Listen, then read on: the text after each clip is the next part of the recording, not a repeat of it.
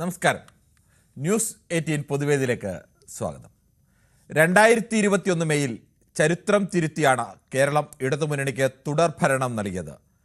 അന്നത്തെ ആരോഗ്യവകുപ്പിനും ആരോഗ്യവകുപ്പ് മന്ത്രി കെ ശൈലജയ്ക്കും ഈ തുടർ ഭരണം കിട്ടുന്നതിൽ നിർണായകമായ ഒരു പങ്കുണ്ടായിരുന്നു. സർക്കാരിൻ്റെ പ്രതിച്ഛായ മെച്ചപ്പെടുത്തുന്ന പ്രകടനമായിരുന്നു അന്ന് ആരോഗ്യവകുപ്പിൻ്റേത്. എന്നാൽ ഇന്ന് വീണ്ടും ഒരു തെരഞ്ഞെടുപ്പിന് മുന്നിൽ നിൽക്കുമ്പോൾ നിലവിലെ ആരോഗ്യവകുപ്പിൻ്റെ അവസ്ഥ അങ്ങനെയാണോ? താരതമ്യത്തിൻ്റെ ഏതളവുകോൽ വെച്ചാലും കേരള ആരോഗ്യ മേഖല മറ്റേതു നാടിനേക്കാളും മെച്ചപ്പെട്ടതാണ്. പക്ഷേ ആരോഗ്യ മേഖലയിൽ നിന്നും ഇപ്പോൾ വരുന്ന വാർത്തകൾ അങ്ങനെയുള്ളതാണോ? ആരോഗ്യ മേഖലയുടെ ഈ മെച്ചപ്പെട്ട പ്രതിച്ഛായ നിലനിർത്താൻ നമുക്ക് കഴിയുന്നുണ്ടോ? 5 വർഷം മുമ്പ് നടന്ന ശസ്ത്രക്രിയക്കിടയിൽ വയറ്റിൽ കത്രിക മറന്നുവെച്ച സംഭവമാണ് ഏറ്റവും പുതിയത്.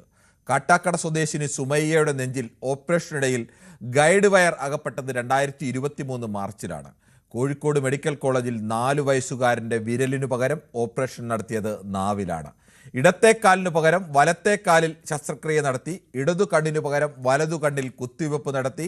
മൂക്കിനു പകരം വയറിൽ ഓപ്പറേഷൻ. പാലക്കാട് ജില്ലാ ആശുപത്രിയിലെ ചികിത്സാ പിഴവിൽ കൈ മുറിച്ചു മാറ്റേണ്ടി വന്നത് ഒരു 9 വയസ്സുകാരിക്കാണ്. പട്ടിക ഇനിയും എത്രയെങ്കിലും നീളും. വീഴ്ച വന്നാൽ അന്വേഷണം പ്രഖ്യാപിക്കും. പക്ഷേ ഫലപ്രദമായ തുടർ നടപടി ഉണ്ടാകുന്നില്ല.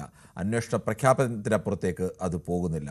തെരഞ്ഞെടുപ്പ് കാലമായതിനാൽ ശ്രദ്ധിക്കണം എന്ന വിചിത്രമായ സർക്കുലർ ഇറക്കിയാണ് ഈ വീഴ്ചയൊക്കെ പരിഹരിക്കാൻ വകുപ്പ് ശ്രമിച്ചുകൊണ്ടിരിക്കുന്നത്. അന്ന് തുടർ ഭരണത്തിന് തുണനിന്ന ആരോഗ്യവകുപ്പ് ഇന്ന് തുടർ ഭരണത്തിന് പാരയാകുമോ? ഈ വിഷയമാണ് ന്യൂസ് 18 പൊതുവേദി ചർച്ച ചെയ്യുന്നത്. പ്രേക്ഷകർക്കും പ്രതികരിക്കാം.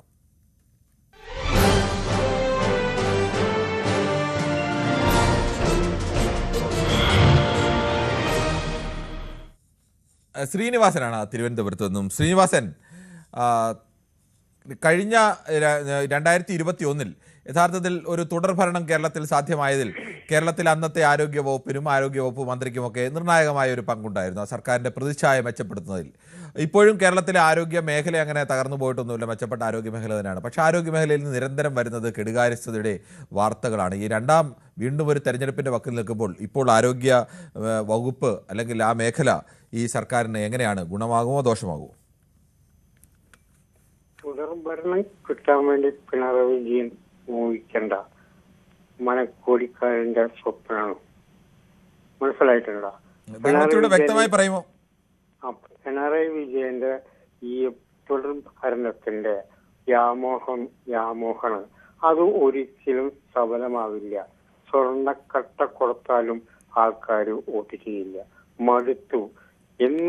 എന്നും ആശുപത്രി കേസിലും ഓരോ പ്രശ്നങ്ങൾ. കഴിഞ്ഞ 2 ദിവസം മുമ്പാണ് കൈ വളഞ്ഞു പോയി എന്ന് പറഞ്ഞപ്പോ ന്യായീകരിക്കുന്ന ഒരു ഡോക്ടർ ഇന്നലെ TV കാണിച്ചുകൊണ്ട് എന്ത് അവകാശമാണ് അയാൾ പറഞ്ഞുകൊണ്ടിരിക്കുന്നത്? എല്ലാം കുത്തടിഞ്ഞൊഴിക്കുക. 5 കൊല്ലം മുമ്പാണ് ഹസീനേരെ വയറ്റിൽ കത്തി മറന്നു വെച്ചെന്ന് പറഞ്ഞിട്ട് എന്തെങ്കിലും വല്ല പരിഹാരം ഉണ്ടായ നാളെ തരാം മറ്റന്നാ തരാം എന്നൊക്കെ പറഞ്ഞാൽ അത് ഒഴിഞ്ഞുപോയി. അതേപോലെ തന്നെ ഇപ്പോഴും 5 വർഷമായിട്ടെന്ന് പറഞ്ഞിട്ട് ഇപ്പൊ എന്താ പറഞ്ഞത്? 2-3 ദിവസം മുമ്പാട് ഒരു ഡോക്ടർ ചാനലിൽ ഇരുന്ന് പറയുന്ന വർത്താനാണോ? 5 കൊല്ലം ഇരുന്നാലും 10 കൊല്ലം ഇരുന്നാലും ഒരു പ്രശ്നവുമില്ല, വയറിൽ ഒരു പ്രശ്നവുമില്ല, അതൊരു ചെറിയൊരു സാധനമല്ലേ? ഇതൊക്കെയാണ് മറുപടി. ഇതിന്റെ മറുപടിയാണ് ആരോഗ്യമന്ത്രി മറുപടി കൊടുക്കേണ്ടത്. ഇന്ന് രാവിലെ ഈ എന്തൊക്കെ പറഞ്ഞിരിക്കുന്നത് ആരോഗ്യമന്ത്രി? VD സതീശൻ വീട്ടിലേക്ക് കൊണ്ടുവന്ന് റീത്ത് വെച്ചു എന്നുള്ളത്. VD സതീശന്റെ വീട്ടിൽ പോയിട്ട് റീത്ത് വെച്ച് അടിച്ചു ഓടിച്ചിട്ടില്ല ആൾക്കാർ. ഇതിനൊന്നും ആരും മറുപടി പറയില്ലേ സാർ? ശരി, താങ്കളുടെ അഭിപ്രായം അങ്ങനെയാണ്. ശ്രീനിവാസനാണ് പ്രതികരിച്ചത്. ശ്രീ ശരത്താണ് ബാലരാമപുരത്ത് നിന്നും. ശ്രീ ശരത്ത്, താങ്കൾക്ക് എന്ത് തോന്നുന്നു? കഴിഞ്ഞ തവണ തുടർ ഭരണത്തിന് നിർണായക പങ്ക് വഹിച്ച ആരോഗ്യവകുപ്പിൽ നിന്ന് ഇപ്പോൾ പുറത്തു വരുന്ന വിവരങ്ങളൊന്നും അങ്ങനെയല്ല. ആരോഗ്യവകുപ്പിന് എവിടെയാണ് പിഴച്ചത്? ആദ്യമേ നമസ്കാരം. നമസ്കാരമുണ്ട്. ഒരു നന്ദി അറിയിക്കണം. കാരണം ഈ ആരോഗ്യ മേഖലയിലുള്ള ഈ ഒരു വിഷയം എടുത്തത് വളരെ കുറച്ചുകൂടെ നേരത്തെ എടുക്കേണ്ടതാണ്. കാരണം ഇപ്പൊ പലരും അനുഭവിച്ചുകൊണ്ടിരിക്കുന്ന ഏറ്റവും വലിയൊരു പ്രശ്നമാണ് ഈ ആരോഗ്യ രംഗത്തുണ്ടാവുന്ന ഈ പ്രശ്നങ്ങൾ. ഏറ്റവും കൂടുതൽ ആൾക്കാർ ആശ്രയിക്കുന്നത് എപ്പോഴും പ്രൈവറ്റ് ആശുപത്രി ആയിരിക്കത്തില്ല. കൂടുതലും ആൾക്കാർ ആശ്രയിക്കുന്ന ഗവൺമെന്റ് ആശുപത്രി ആയിരിക്കും. പെട്ടെന്ന് ഒരു പനിയോ അല്ലെങ്കിൽ മറ്റെന്തെങ്കിലും ഒരു അസുഖമോ വന്നു കഴിഞ്ഞാൽ നമ്മൾ അടുത്തുള്ള ഗവൺമെന്റ് ഹോസ്പിറ്റലിൽ പോകും. ഏതെങ്കിലും ഒരു അപകടമോ മറ്റെന്തെങ്കിലും കാര്യം മെഡിക്കൽ കോളേജിൽ പോകും. പക്ഷേ പലപ്പോഴും നമ്മൾ ഗവൺമെന്റ് ആശുപത്രിയെ നമ്മൾ ആശ്രയിച്ച് കുറെ വർഷങ്ങൾക്ക് മുമ്പുള്ള കണക്കെടുക്കാം, ഒട്ടുമിക്ക മരുന്നുകളും മറ്റുള്ള കാര്യങ്ങളെല്ലാം അവിടെ നിന്ന് തന്നെ ഗവൺമെന്റ് ആശുപത്രിയിൽ തന്നെ കിട്ടും. പക്ഷേ ഇപ്പോഴങ്ങനെയല്ല. ഇപ്പൊ പല രീതിയിലും നമുക്ക് മരുന്നുകൾ എല്ലാം പുറത്തുനിന്ന് എടുക്കേണ്ടി വരും, ടെസ്റ്റുകൾ. പിന്നെ അതേപോലെ തന്നെ ഇങ്ങനെ ഉണ്ടാവുന്ന ചില അശ്രദ്ധമായിട്ടുള്ള കാര്യങ്ങൾ, ഒരു ശസ്ത്രക്രിയ ഉണ്ടായതിനു ശേഷം ഒരു കത്രിക വെച്ച് മറക്കുക, അല്ലെങ്കിൽ മുറിവ് തുന്നിക്കിട്ടപ്പോൾ അതിനകത്ത് വേറെ എന്തെങ്കിലും വെച്ച് ഇങ്ങനെ കെട്ടുക, അങ്ങനെ തുടങ്ങി പലതരത്തിലുള്ള പ്രശ്നങ്ങൾ ആരോഗ്യ രംഗത്ത് നമ്മളിത് അറിയുന്നുണ്ട്. ഇതിനു മുമ്പും പലതരത്തിലുള്ള പ്രശ്നങ്ങൾ നമ്മൾ കേട്ടിട്ടുണ്ട്. പക്ഷേ ഇത്ര വളരെ അലസമായിട്ട് ചെയ്യേണ്ട ഒരു വിഷയമല്ല ആരോഗ്യ രംഗം എന്ന് പറയുന്നത്. മനുഷ്യന്റെ ജീവനാണ്. അപ്പൊ അതിനൊരു പരീക്ഷണം ആയിട്ട് കാണുന്നത്, കാരണം കുറച്ചുകൂടെ ഗൗരവമായിട്ട് കാണേണ്ട ഒരു വിഷയമാണ് ഇത്. ജനങ്ങളിപ്പോ തെരുവിലിറങ്ങി യുദ്ധം ചെയ്യുന്നു, അല്ലെങ്കിൽ കുറച്ച് ആൾക്കാർ അവരെ വിമർശിക്കുന്നു, അവരോടുള്ള ദേഷ്യം കൊണ്ടൊന്നുമില്ല. ആരോഗ്യം ഒരു മനുഷ്യന്റെ നിലനിൽപ്പിന് ഏറ്റവും പ്രധാനപ്പെട്ട ഒന്നാണ് ആരോഗ്യം. അത് മാനസികമാവാം, ചിലപ്പോൾ ആരോഗ്യമാവാം, മറ്റ് പല രീതിയിലുള്ള പ്രശ്നങ്ങൾ ജനങ്ങൾ ഇന്നിപ്പോ അനുഭവിക്കുന്നുണ്ട്. അതുകൊണ്ട് പ്രൈവറ്റ് ആശുപത്രിയെ മാത്രമല്ല ഗവൺമെന്റ് ആശുപത്രിയാണ് കൂടുതൽ ആശ്രയിക്കുന്നത്. കഴിയുന്നത് എത്രയും പെട്ടെന്നുള്ള ഈ പ്രശ്നങ്ങളൊക്കെ മാറ്റി ജനങ്ങൾക്ക് നല്ലൊരു രീതിയിലുള്ള ചികിത്സാ രീതി കൊണ്ടുപോകണമെന്നാണ് എന്റെ അഭിപ്രായം. ശ്രീ റഹീമയാണ്, കോഴിക്കോട് നിന്നാണ് വിളിക്കുന്നത്. റഹീമ, താങ്കൾക്ക് എന്ത് തോന്നുന്നു? കേരളത്തിന്റെ ആരോഗ്യ മേഖല യഥാർത്ഥത്തിൽ വർഷങ്ങളായി ഇന്ത്യയിലെ തന്നെ ഏറ്റവും മെച്ചപ്പെട്ട ആരോഗ്യ മേഖലയൊക്കെയാണ്. അതിന്റെ ഒരു ഖ്യാതി നിലനിർത്തുക, അതിനെ മുന്നോട്ട് കൊണ്ടുപോകുക എന്നതിന് പകരം അവിടെ നിന്ന് വരുന്നത് കെടുകാര്യസ്ഥയുടെ വാർത്തകൾ ഇങ്ങനെ നിരന്തരം വന്നുകൊണ്ടിരിക്കുക. വാർത്തകൾ വരുന്നത് കാരണം അങ്ങനെ സംഭവങ്ങൾ ഉണ്ടാകുന്നു എന്നുള്ളത് തന്നെയാണ്. എന്താണ് സംഭവിക്കുന്നത്? അതെ സാറ്, സാധാരണ ഒരു പനി വന്നാലും എന്തിനും നമ്മൾ ഡോക്ടർമാരെ ആശ്രയിക്കണം. ഇതിപ്പോ അവര് ഈ ഓപ്പറേഷത്തിന്റെ സമയത്ത് അവർക്ക് വെപ്രാളായി, അതിന്റെ ആ അറിവിൽ അത് അവിടെ വെച്ച് മറന്നുപോയി. പിന്നെ ഇപ്പൊ അവർക്ക് ഈ പ്രതിഷേധം നടത്താനും മുഖ്യമന്ത്രിനെ കുറ്റം പറയാനും വീണ ആരോഗ്യമന്ത്രിയെ കുറ്റം പറയാനും അതൊന്നും പറഞ്ഞിട്ട് കാര്യമില്ല. എല്ലാം നമുക്ക് ആവശ്യമുള്ള ആൾക്കാർ തന്നെയാണ്. ഇപ്പൊ ഡോക്ടർമാർ ഒരു പനി വന്നാൽ ചികിത്സിക്കുന്ന ഡോക്ടർമാരെ എത്തിപ്പോണം. ഇപ്പൊ അവര് അറിയാണ്ട് അതില് വെച്ച് മറന്നു. അങ്ങനെ അറിയാണ്ട് വെക്കാൻ കഴിയുന്ന ഒന്നാണ്, അങ്ങനെ നിസ്സാരമായി കാണാൻ കഴിയുന്ന ഒരാളുടെ ജീവിതവുമായി നമ്മളൊരു ഡോക്ടറെ മുന്നിൽ, ശ്രീമതി റഹീമ, നമ്മളൊരു ഡോക്ടറെ മുന്നിൽ ഓപ്പറേഷൻ തിയേറ്ററിൽ കിടക്കുന്നത്, നമ്മൾ അബോധാവസ്ഥയിൽ അവിടെ കിടക്കുമ്പോൾ നമ്മുടെ വിശ്വാസം എന്താണ്? ഓരോരുത്തർക്കും ചിലർ അവരെ ദൈവമായി കാണുന്നു, മറ്റു ചിലർ അവരുടെ എല്ലാം അർപ്പിച്ച് അവരുടെ വിശ്വാസം അർപ്പിച്ചാണ് നമ്മൾ അവിടെ കിടക്കുന്നത്. അപ്പോൾ നമ്മുടെ ശരീരം കീറി മുറിച്ച് അത് കൃത്യമായി അതിന്റെ പരിക്കുകളോ എന്താണെന്ന് പരിഹരിച്ച് തുന്നിക്കെട്ടി തിരിച്ച് റെഡിയാക്കി തരേണ്ട ഉത്തരവാദിത്വം അവർക്കാണ്. അതിന് അവർ അവിടെ കത്രിക വെച്ച് മറന്നതിനെ വെപ്രാളം കൊണ്ട് മറന്നു എന്നൊക്കെ പറഞ്ഞെങ്കിൽ അവർ ഡോക്ടർ പണിക്ക് യോഗ്യല്ല എന്ന് പറയേണ്ടി വരും. ഇതിപ്പോ അവർക്ക് അവിടെ തല്ലും പിടി ഉണ്ടായിട്ട് അപ്പോൾ തന്നെ ഡോക്ടറെ കൊണ്ടുപോയി കാണിക്കേണ്ട അവസ്ഥ വന്നില്ലേ? അപ്പൊ ആരും തല്ലിയിട്ടോ കുത്തിയിട്ടോ ഇനിയിപ്പോ പ്രതിഷേധം നടത്തിയിട്ടോ പോലീസുകാരെ കുറ്റം പ്രതിഷേധിക്കാതിരിക്കുന്നത് എങ്ങനെയാണ് റഹിമ? നിരന്തരം ഇങ്ങനെ ഒരു സംഭവം അല്ലല്ലോ. ഒരു കുട്ടിയെ ചെല്ലുമ്പോൾ ആ കുട്ടിയുടെ കൈ അവസാനം മുറിച്ചു കളയും. 9 വയസ്സുകാരിയാണ്, കൈ മുറിച്ചു കളയേണ്ട അവസ്ഥ വരുന്നു. വയറിൽ ഒരു ശസ്ത്രക്രിയയ്ക്ക് ശേഷം അവിടെ തുണി വെച്ച് അതിനെ വയറിൽ വെച്ച് വീണ്ടും കുത്തിക്കെട്ടുന്ന അവസ്ഥ ഉണ്ടാകുന്നു. ഇടത്തെ കാലിന് പകരം വലത്തെ കാലിൽ ശസ്ത്രക്രിയ നടത്തുന്നു. ഇങ്ങനെയൊക്കെ സംഭവങ്ങൾ നിരന്തരം നമ്മുടെ സർക്കാർ ആശുപത്രികളിൽ ഉണ്ടാകുമ്പോൾ സ്വാഭാവികമായും പ്രതിഷേധിക്കില്ലേ? പിന്നെ ഇപ്പൊ നമ്മൾ നാട്ടിൽ ജീവിക്കുമ്പോ ഓരോ കഷ്ടപ്പാടും കാര്യങ്ങളും ഒക്കെ ഉണ്ട്. ഇതിനൊക്കെ പ്രതിഷേധം നടത്തിയിട്ടോ എല്ലാരും കുറ്റം പറഞ്ഞിട്ടോ പിന്നെ നമ്മൾ എന്ത് ചെയ്യണം? റഹീം പറഞ്ഞു, ഇതെല്ലാം സഹിച്ച് ജീവിക്കണം. സഹിച്ച് ജീവിക്കാനല്ല, അതിനൊക്കെ പരിഹാരമുണ്ട്. സമാധാനം എങ്ങനെയാണ് പരിഹാരം കാണുന്നത്? ഒരു തെറ്റ് വന്നു, 2 തെറ്റ് വന്നു, 3 തെറ്റ് വന്നു, അങ്ങനെ ആവർത്തിച്ച് തെറ്റുകൾ വന്നുകൊണ്ടിരിക്കുമ്പോ എങ്ങനെയാണ് പ്രതിഷേധിക്കാതിരിക്കുന്നത്? ആവർത്തിച്ച് ഇതിനിപ്പോ എല്ലാ കഷ്ടപ്പാടും നമ്മൾ തന്നെ സഹിക്കണം. ഇതിപ്പോ മുഖ്യമന്ത്രിനെ വീണ ജോർജിനെ എല്ലാവരെയും കുറ്റം പറഞ്ഞിട്ടും പ്രതിഷേധം നടത്തിയിട്ടും ഇങ്ങനെയുള്ള സംഭവം ഉണ്ടായിട്ട് എന്ത് കിട്ടാനോ, എന്ത് നേടി? അപ്പൊ റഹീമ എന്താണ് നമ്മൾ ചെയ്യേണ്ടത്? റഹീമ പറയുന്നത് നമ്മൾ ഇതെല്ലാം സഹിക്കണമെന്നാണോ? സഹിക്കണം എന്നല്ല, അതിനൊക്കെ ഒരു പരിഹാരം ഉണ്ടാക്കാൻ. എന്താണ് ഇങ്ങനെ ആവർത്തിച്ച ഒരാളുടെ ഒരു ഭാഗത്ത് നിന്ന്? ഈ കേരളത്തിലെ ആരോഗ്യവകുപ്പ് അങ്ങനെ മോശപ്പെട്ട ഒരു ആരോഗ്യവകുപ്പല്ല. കേരളത്തിലെ ആരോഗ്യവകുപ്പ് മെച്ചപ്പെട്ട ആരോഗ്യവകുപ്പാണ്. കഴിഞ്ഞ സർക്കാരിന്റെ കാലത്തൊക്കെ ഈ സർക്കാരിന് തുടർ ഭരണം കിട്ടുന്നതിലൊക്കെ ആരോഗ്യവകുപ്പിന്റെ പ്രവർത്തനവും ആ മന്ത്രിയുടെ പ്രവർത്തനമൊക്കെ നിർണായകമായിരുന്നു. പല കാരണങ്ങളിൽ പ്രധാനപ്പെട്ട കാരണങ്ങളിലൊന്നും തന്നെയായിരുന്നു ആരോഗ്യവകുപ്പിന്റെ പ്രവർത്തനം. ഇപ്പോൾ കഴിഞ്ഞ കുറെ കാലമായി അങ്ങനെയല്ലോ. അവിടുന്ന് വരുന്ന വാർത്തകളൊക്കെ നെഗറ്റീവ് വാർത്തകളാണ്. അത് ആരും ഉണ്ടാക്കുന്ന വാർത്തകളല്ല, അങ്ങനെ സംഭവിക്കുന്നതുകൊണ്ടാണ്. ഭക്ഷണം ഉണ്ടാക്കുന്ന ടൈമില് ഇങ്ങനെയുള്ള കാര്യങ്ങളിൽ ഫോൺ സ്വിച്ച് ഓഫ് ആക്കിയേക്കാം. എന്നിട്ട് ആ ജോലിയിൽ ശ്രദ്ധിക്കാം. എന്ത് ജോലിയാണ് ഇവർ ശ്രദ്ധിക്കുന്നത്? ജോലി ശ്രദ്ധിക്കാത്തോണ്ടാണ് ഇങ്ങനെയൊക്കെ വരുന്നത്. ജോലിനെ ശ്രദ്ധിച്ചെടുത്താ പിന്നെ നമുക്കൊരു പിഴവും പറ്റൂല.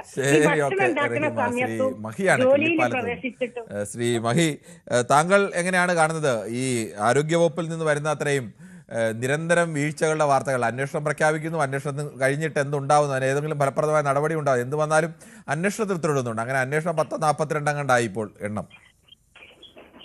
നമസ്കാരം സാർ. സാർ ഒരു മിനിറ്റ് എനിക്ക് കത്തിയ നാളല്ലേ പറഞ്ഞോളൂ. കത്തിയല്ലേ ഞാൻ പറഞ്ഞിട്ട് 10 കൊല്ലം ഒരു ദിവസം ഭരിക്കണ ഈ 2 മന്ത്രിമാരോട് ഒരു അഴിമതി കാണിക്ക. 5 കൊല്ലം സുഖമാർ ഭരിച്ച് കോടികളോ ഉണ്ടാക്കി, കോടികൾ ഒരു ആശുപത്രി ആക്കി, ആശുപത്രി ഒരു ആശുപത്രി ആക്കി.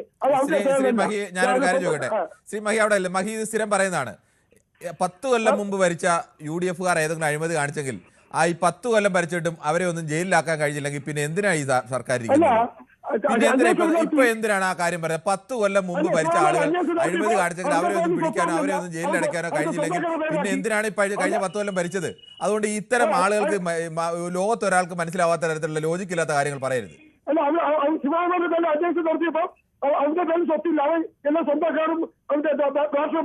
അത് പിടിക്കാൻ സംവിധാനം ഉണ്ടല്ലോ. ഇതൊന്നും കഴിവില്ലെങ്കിൽ, ഇതിന് കഴിവില്ലെങ്കിൽ പിന്നെ ഈ അഴിമതി ആരോണം ഉന്നയിക്കാൻ പോകരുത്. ശേഷി ഉണ്ടെങ്കിൽ അഴിമതി ആരോണം ഉന്നയിക്കാവുള്ളൂ.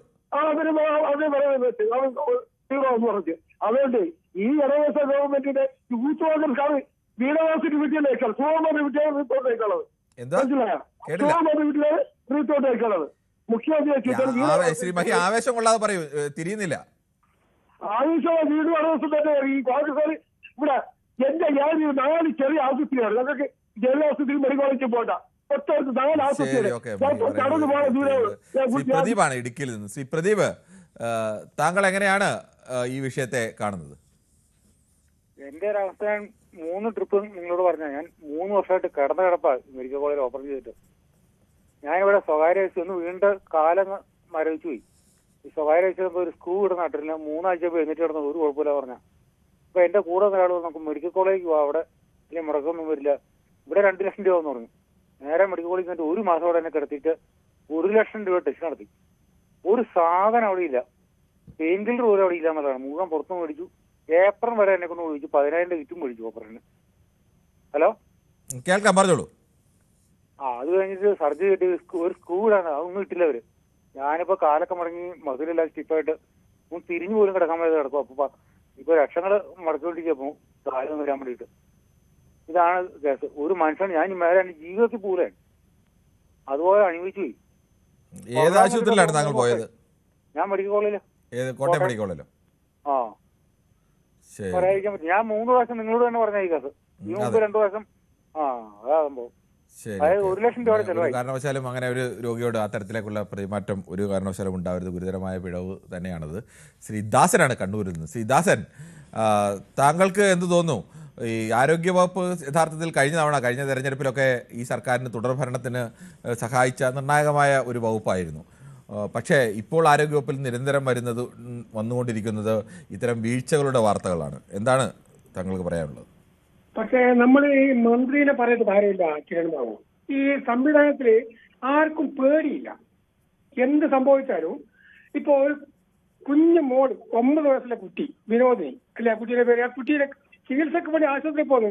കുറച്ച് കഴിയുമ്പോ കുട്ടിയെ കയ്യെന്ന് മുറിച്ച് കളയാ. അർച്ചീന 5 കൊല്ലമായിട്ട് കത്രിക വയറ്റിൽ കഴിയും. ഇപ്പൊ ഈ നാട്ടില് എത്രയോ പൈസ ഗവൺമെന്റ് ദൂർത്തടിക്കുന്നത്. ആ യുവതിക്ക് ഒരു 25 ലക്ഷം രൂപ ഏറ്റവും മിനിമമായിട്ട് ഒരു മനസാക്ഷിയെ ഗവൺമെന്റ് അനുവദിക്കണ്ടേ?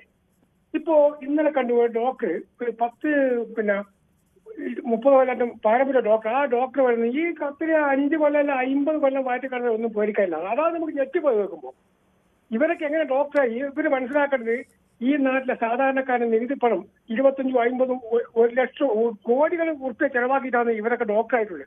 അപ്പൊ ഈ നാട്ടിനോട് ഒരു മര്യാദ ഇവർക്ക് കാണിക്കണം. ഒന്നാമത് ആരും പേടിയില്ല. ഇപ്പൊ നമ്മൾ കണ്ടില്ലേ, ഇപ്പൊ എല്ലാ ആൾക്കാരും ഈ കോടതി എന്തുകൊണ്ട് ഇടപെടുന്നില്ല? കോടതിക്ക് വെറും ജഡ്ജിമാർക്ക് ശമ്പളം വാങ്ങൽ മാത്രമല്ല ജോലി. ഈ നാട്ടിലെ സാധാരണക്കാരന്റെ ദൈനംദിന കാര്യത്തിൽ ഈ വാർത്താ മാധ്യമങ്ങൾ കാണുന്ന അടിസ്ഥാനത്തിൽ ജഡ്ജിമാർ ഇടപെടണം. എന്തുകൊണ്ട് ഇവിടുത്തെ കോടതി അടങ്ങാതിരിക്കുന്നത്? എല്ലാവരും കുറ്റക്കാരാണ്. ഇവിടുത്തെ കോടതി ഇപ്പൊ നമുക്ക് കണ്ടില്ലേ, ആ അയ്യപ്പന കട്ട കേസ് മുഴുവൻ ആൾക്കാരും പുറത്തു വിട്ടു. കോടതി പറഞ്ഞത് ഒന്നും പേടിക്കണ്ട, എല്ലാം ഇയാളെ നോക്കാൻ എല്ലാം ഇവർ കൂട്ടിവെച്ചാണ്. എല്ലാം പാർട്ടി കാര്യമില്ല, പറഞ്ഞ കൊണ്ട് കൂടുതൽ പറഞ്ഞു പോകും. ഓക്കെ, ശരി. ശ്രീ ദാസനാണ് പ്രതികരിച്ചത്. മറ്റൊരു പ്രേക്ഷകൻ കൂടിയുണ്ട്, ശ്രീ രാധാകൃഷ്ണനാണ് വൈറ്റിലേന്ന്. ശ്രീ രാധാകൃഷ്ണൻ, താങ്കൾക്ക് എന്താണ് തോന്നുന്നത്? ഈ കേരളത്തിൻ്റെ ആരോഗ്യമേഖല വെന്റിലേറ്ററിലാണ് എന്നാണ് കെ മുരളീധരൻ പറയുന്നത്. പക്ഷേ ആരോഗ്യമേഖല അങ്ങനെ വെന്റിലേറ്ററിലൊന്നുമല്ല. ആരോഗ്യമേഖല കേരളത്തിൻ്റെ മെച്ചപ്പെട്ട ആരോഗ്യമേഖല തന്നെയാണ്. പക്ഷേ അവിടെ നിരന്തരം വീഴ്ചകൾ ഉണ്ടാവുന്നു എന്ന യാഥാർത്ഥ്യം കൂടിയുണ്ട്. നമസ്കാരം. നമസ്കാരം. ഇത് നിരന്തരം വീഴ്ച ഉണ്ടായിക്കൊണ്ടിരിക്കണേ. കാരണം നമുക്കറിയാം, ഒരു ചികിത്സക്ക് അവിടെ ചെന്ന് കഴിഞ്ഞാൽ എന്താവും, എങ്ങനെ പുറത്തു വരുമെന്ന് ആർക്കും പറയാൻ പറ്റൂല. കാരണം ചികിത്സിച്ച് രോഗം മാറുമെന്നും വേണ്ട പോണത്, പക്ഷെ തിരിച്ചു തന്നെ രോഗിയായിട്ടാണ്. ഇപ്പൊ തന്നെ ആ കൊച്ചിന്റെ കൈ ചികിത്സിച്ച് കൈ മുറിച്ചു കളയേണ്ട വന്ന്. പക്ഷെ ഈ സിസ്റ്റം തകരാറാണ്. സിസ്റ്റം തകരാറായിക്കൊണ്ടിരിക്കുന്ന ആരോഗ്യത്തിന്റെ സിസ്റ്റം തകരാറായത് കൊണ്ടാണ് സ്വകാര്യ ആശുപത്രികള് കൊള്ള നടത്തുന്നത്, കൊയ്യുന്നുണ്ട്. അതുകൊണ്ട് തന്നെയാണ് ഈ മുഖ്യമന്ത്രിയും അറിയാവുന്ന കൊണ്ടാണ് ചികിത്സക്ക് അമേരിക്കയിലേക്ക് പോകുന്നത്. ഇതിപ്പോ എന്ന് പറയുന്നത്, ഈ ആരോഗ്യമന്ത്രി എന്ത് പറഞ്ഞാലും അവരപ്പം തന്നെ അതിന് പ്രതികരിക്കും, വരും. പക്ഷെ ഒന്നും നടപ്പാവുകയില്ല, നടത്തേയില്ല. കാരണം ഈ ഇപ്പൊ ഡോക്ടർമാർ അവിടെ ചോദിക്കണമെന്ന് വെച്ചാൽ ഒരു സർജറിക്ക് ഇത്ര രൂപയെന്ന് പറഞ്ഞാൽ മേടിക്കണം. മെഡിക്കൽ കോളേജിലൊക്കെ ചെന്ന് കഴിഞ്ഞാൽ അവർ അപ്പം തന്നെ രോഗിയുടെ അടുത്ത് പറയും, രോഗിയുടെ കൂടെയുള്ളവരോട് അടുത്ത് പറയും ഇത്ര രൂപ ഇതിന് തന്നോന്ന് പറയും. അങ്ങനെ വരെ മേടിക്കണേ. പക്ഷെ ഇതൊന്നും ആർക്കും ചെക്ക് ചെയ്യാനോ ഇത് ചെയ്യാനോ ഇല്ല. ഈ ജനങ്ങളുടെ ശരിക്കും പറഞ്ഞാൽ ആരോഗ്യമന്ത്രി ചോര കുടിക്കണേ, അട്ട പോലെ ചോര കുടിക്കുന്നതാണ്. വേറെ ഒന്നുമല്ല ആരോഗ്യമന്ത്രി ചെയ്യണം. എന്നിട്ട് ഇവിടെ പ്രസ്താവനകൾ വേറെ ഇതിലുണ്ട്. അവർക്ക് കഴിവില്ലെങ്കിൽ അവർ പോകണമെന്ന്. അവർ വന്നതിന് ശേഷം എന്തോരം മരണങ്ങളും എന്തോരം ആ ഒരു വോയിസ് മെസ്സേജ് തന്നെ വന്നില്ലേ കൂട്ടുകാരന് മൊബൈലില്. കാരണം ഇവിടെ കിടന്ന് ഞാൻ മരിക്കുന്നു, അയാൾ മുൻകൂട്ടി തന്നെ പറഞ്ഞില്ലേ. എന്നിട്ടും ഒരു നടപടി എടുക്കാൻ പറ്റാത്ത ചാനലിലൊക്കെ വന്നിരുന്ന് ആരോഗ്യമന്ത്രി എന്താ പറയണ? ശരിക്കും അവര് സത്യത്തിൽ ജനങ്ങളുടെ അട്ട പോലെ ചോര കുടിച്ചുകൊണ്ടിരിക്കണവര് രാജിവെച്ച് പുറത്തു പോകണമെന്നാ പറയണ. ഇവരിനി ആരെങ്കിലും ചെയ്യോ? ജനങ്ങൾ ഇതൊക്കെ മനസ്സിലാക്കുന്നുണ്ട്.